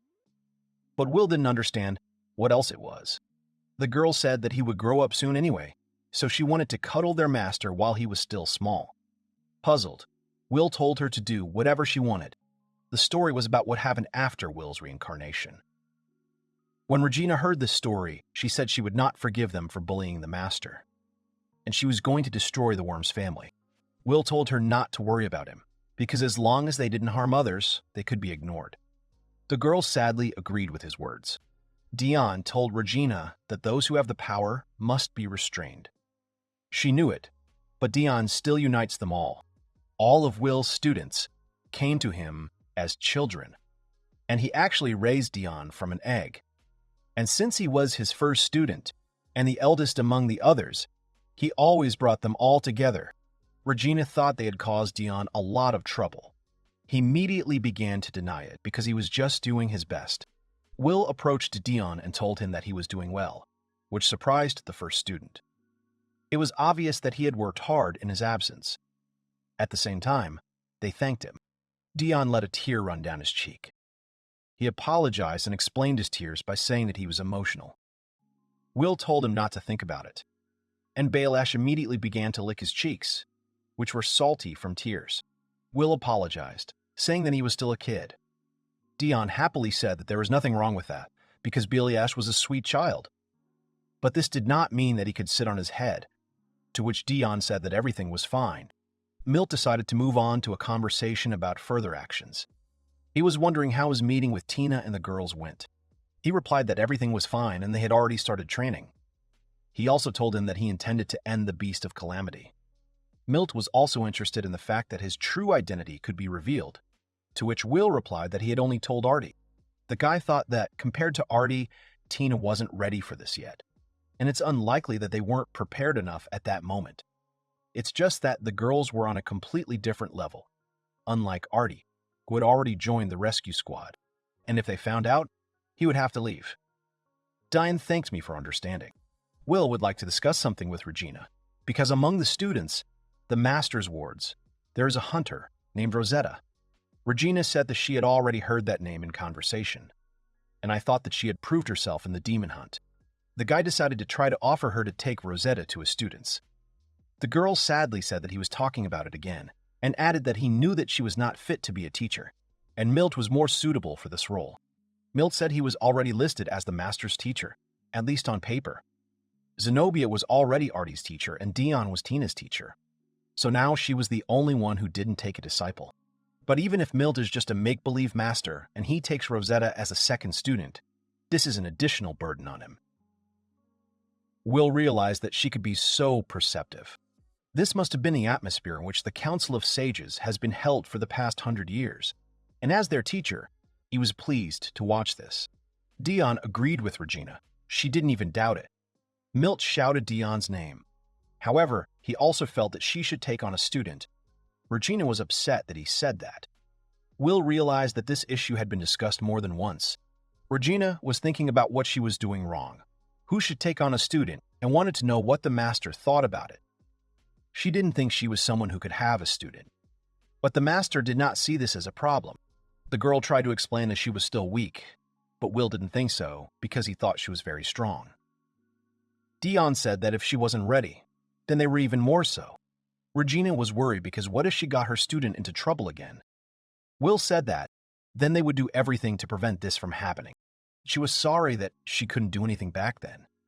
Will wondered if that thought was bothering her all the time, and that's why he thinks it's better for her to put her soul into another student now. Regina didn't know if she could, because she was afraid she wasn't ready yet. Will smiled and said she could do anything. He knew what he was saying because he had raised her and asked her to believe him. The girl said that since he thought so, the guy immediately happily said her name. Regina said what it meant, and it was time for her to take on an apprentice. Everyone happily started shouting her name, thus embarrassing her. But she will make the final decision after she personally meets with Rosetta and sees what she is made of. Will said he would have taken her to her place right now, of course, but she was still in class. Regina said she needed to get ready too, so she thought it would be better if it was tomorrow. Milt was very surprised that she needed to prepare. Regina walked down the hallway thinking about Rosetta. She was looking forward to meeting her. It was already such a time that the lessons were over. Tina ran after the hunter and shouted her name, because she wanted to know she was out of lessons, so she could practice. Rosetta said that she had some business to attend to, and after that she apologized to Tina. She felt sorry that she wouldn't be able to practice, and the girls said goodbye to each other, happily waving their hands. Rosetta thought that if she tried harder, she hoped she wouldn't drag everyone down. 4 guys were standing in front of the director's office. Rosetta was very nervous before meeting with the director. Arty said that one day she would get used to it. But Will scolded Whitey because he started behaving badly when he stopped staying at home. Arty stood in front of the door and said that they were invited by the Madam Director herself. She apologized for waiting and invited them to come into the office. The door rang and opened. Zenobia was sitting at her desk and said that it was good that they had come. The girl was glad to see everyone. Rosetta was surprised that she was glad to see them all, including her. Zenobia turned to someone, saying that she could go out now. An ominous loud laugh rang out, which confused all the girls. Someone said that they were going to destroy the disaster monster, and Hayoshiko thanks them for that. And it was she who held a seat on the Council of Sages. It was Regina Idaru's hero, Gracia, here.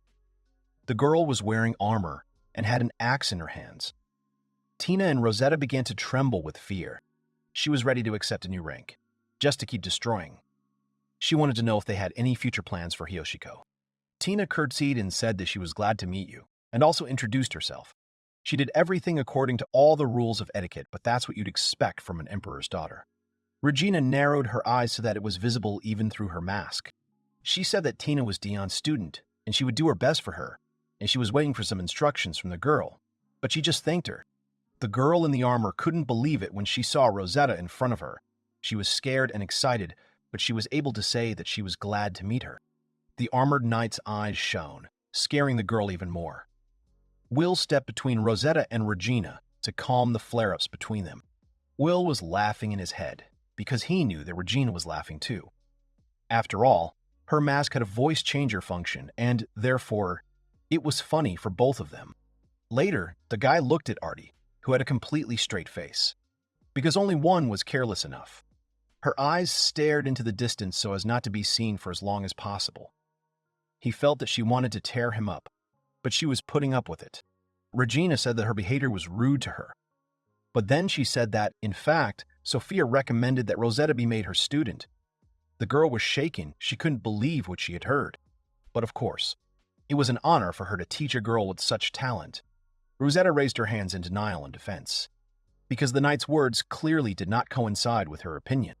The knight noticed her gaze, even through the narrow slits for her eyes. Rosetta realized that it was all a mistake, and Regina was wrong, because someone like her can't become a student of such a teacher. The knight looked confused. She didn't turn her student into a weapon.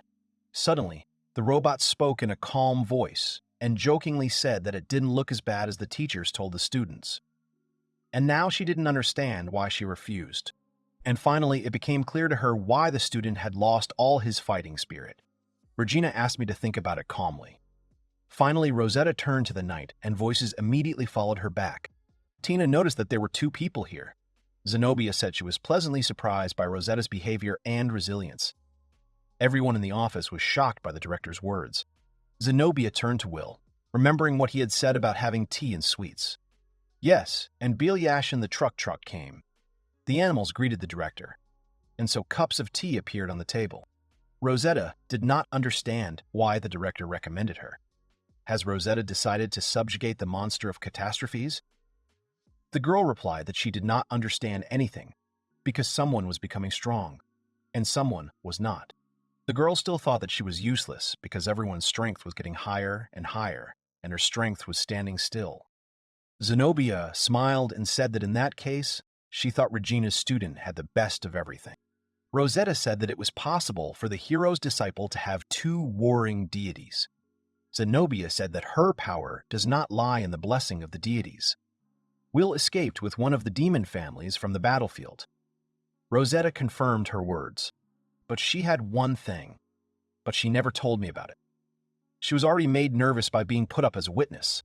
Rosetta became an excellent student. She had real strength and talent, which is accepted by everyone in different ways. Will's animals were sitting at Zenobia's feet, making cute noises. Besides, Regina was waiting for an opportunity to make Rosetta her student, but the director said she would find out the details soon.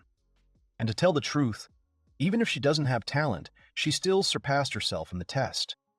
Will thought that she had said that Rosetta had made mistakes many times during the preparation. In addition, the director added that she can say for sure that she has no flaws, and she shouldn't rush, but first she needs to think and therefore already decide. Rosetta happily agreed. Suddenly, Bialyashik ran away and got to the sweets of the director's mistress, and the goat was called a very greedy boy. After that conversation, 2 little girls were sleeping in Will's room, and the guys were talking. Tina said it would be great if she became a student. Arty agreed. And Will noticed Rosetta's sad expression and wondered what she was worried about. The girl kept thinking about those beautiful words, about if there is a level of Will's talents, then probably only work will not help her. And to be honest, she doesn't understand how to do it better here. Will suggested talking to the students. Rosetta remembered that Tina had once said that she wasn't going to become an apprentice. And it was the same with Rosetta right now, because she was feeling guilty right now. Zenobia said they were even a little early today, and if they want to meet Dion's student, then they should run for a jog right now. But in fact, Dion was in the organization right now because he was preparing a training session. Rosetta didn't understand what Arty was doing here because she was thinking about something and was extremely focused on her thoughts. She thought it was a little weird. Initially, her father was under the protection of a teacher, but when she was 3 years old, her father disappeared. And, at the age of 5, her teacher replaced her parents. Rosetta was shocked by Arty's revelation. The girl added that since then, she has been practicing a lot with swords. At first, Arty loved sword training. Then she began to learn from Zenobia. Before, to obtain a divine sword, one had to pay a great price. Will said that if they fought a monster that was destroying everything around them and a religious organization when they had no weak points, he could defeat them. And also, together with Rosetta, they will cope with a dangerous monster. The guy confirmed his thoughts by saying that they would do it. Rosetta was sad, but agreed. The guy suddenly said that they would be coming back today, which shocked Rosetta even more. Rosetta sadly asked if she was helpful. Will replied that she was wrong, and there was nothing mentioned in that plan. Will said that the students who entered were turning around, so he thought she should have asked him. After all, she and Tina are not yet ready to face really strong enemies, or rather really dangerous ones. Rosetta noticed Will's words about really strong opponents. As Rosetta thought, all their enemies were stronger than her and Tina. She remembered the devil in Tynris. She lied when she said death wasn't scary. However, fear is a test for each of them. While training, Rosetta constantly compared herself to others, and so her self-confidence disappeared. The girl burst into tears, realizing that she could not justify their hopes. Tina started patting her friend on the shoulder, trying to comfort her. Rosetta started apologizing. Will couldn't believe that Rosetta was so unhappy. And seriously speaking, kindness causes a lot of problems for people. And they become obliged to move mountains, and it is very difficult to realize this. He tried to make Rosetta listen to him. The guy told her that the most important thing was that she didn't give up hope. This shocked the girl very much. The girl immediately began to condemn Will for his words, and Arty didn't even want to talk to him anymore. The guy thought it was better to tell her. Will thought that she had talent, but it seemed like her true strength hadn't fully awakened yet. Of course, Rosetta was afraid of making mistakes, and besides, when the time comes and she has to fight monsters, he will tell her about it. But she's a strong person, even though she's at the very beginning of her journey. He turned to Rosetta again, saying that she herself could become an excellent student. In addition, if Zenobia feels that the strength of his students is different, then they will have to give everyone the same load. Rosetta didn't understand how it happened. The headmistress recommended that Regina take the test. It took her a lot of effort to complete it, but she still got a good result. And yet, out of 10,000, there was one mistake. If she succeeded, then Regina's desire is to become stronger, and Rosetta should just be confident in her abilities. The girl's ears twitched. and she said with full confidence that she would pass the test that Regina took. The guys were delighted with her attitude and said they would definitely help her. She thanked them with a warm smile. Tina said it's more fun with company. Rosetta tried to stop her, but Will interrupted her, saying that, in that case, she could handle it. Arty thought so too. Finally, a knight appeared in front of her who wanted to make sure she was ready. Rosetta confidently said that she was ready and asked to take the exam from her. The knight said it looked like she was really prepared. Behind her back, Will said with a grin that she wouldn't have prepared for them. Regina, wearing a mask, turned to Will, thinking that his health would not allow it. He told her in his thoughts that she could have been more patient. Arty addressed Zenobia, saying that she would make sure that there was always tea in her cup today. She thanked her. The Madam Director was already at the table, and Will hoped she wouldn't notice the way Regina was acting. The knight thought that he was afraid, but he replied that someone was so childish at one time that even Zenobia's sword was interrupted by Regina, saying that she would tell the essence of the test, and she would explain only once. As she said before, her task is simple. In the dungeon, having reached its very depths, you will need to show all your skills. The girl only now realized that she would go alone. And I realized what the problem was, that the scout's role was to protect Pat, and I decided to go alone. As soon as she gets permission from the teacher, she will immediately go to the dungeon, and already inside this dungeon she will figure out what to do. The difficulty was that she had never gone so low before, and she would have to try. Lessons had already started, and she decided to rest tomorrow morning. Will thought that she should hurry to the dungeon. The guy asked her to do something, and Regina waited for him to say something. He said he wanted to take custody of his younger sister until the end of the exam. The girl said they still have time. Zenobia got up from her seat, saying that the children had stayed too long at home and they should visit them before leaving. And now that they had time, they could go get ready and Tina had to go with them. Saria realized that her brother was busy today, and Will himself confirmed this, but he promised that next time he would have to come back in 2 days. Rosetta was apologizing to Rosa. The little girls exchanged glances, and they said that there were no problems, and they had a big deal. Will said that she was already thinking like an adult, and she said that everything was fine. Besides, he and Saria thought that everything would work out for their brother. The guy was amazed at their trust. In that case, Saria had to take care of Rose. Rin also wants to stay with Will, the guy agreed. And the teacher said that the dog is popular with children and helps them a lot. The guy immediately praised him. Saria noticed that their teacher's mood had even lifted, but she did not understand what she was talking about. And after a short conversation, they said goodbye. Rosetta asked me to wait for Will, because someone was there. Zenobia looked at the girl and said after a pause that since she was here, they had prepared something. Rosetta frowned. There were various objects on the table, and Rosetta didn't understand what they were. Zenobia thought they were needed to explore the dungeon. It will take a long time to get to the right place. There would be no shops to buy everything, and she had to choose the most necessary things. Tina and Rosetta had to choose everything wisely. Tina informed me that she was done with the selection, and Rosetta asked me to wait a bit. Zenobia reassured the girl, saying that there was still time. She was choosing between magic torches and a spare bow and arrow. That's why she asked me to wait again. But now they were already near the dungeon with different dragons. Some guy contacted Zenobia, saying that they would be happy to help at any time. She replied that they were always at her fingertips. Will was amazed at the beauty of the building. And there are couples who will go together, namely Tina and Rosetta and Arty and Will. The guy looked at the approaching dragon and wanted to fly on it. He allowed it, and Will thanked him. The guy had already sat on the dragon and was offering his hand to Arty, who said it was ugly. The girl sat behind Will and hugged him. A blush of embarrassment already appeared on her face.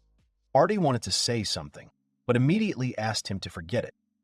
As a child, Mrs. Director used to ride her on a horse, and Will started laughing because he had already imagined this picture. Suddenly, a strong wind blew across the girl's face, and Will shouted at her to hold on. In the sky, 2 large dragons could be seen flying into the distance.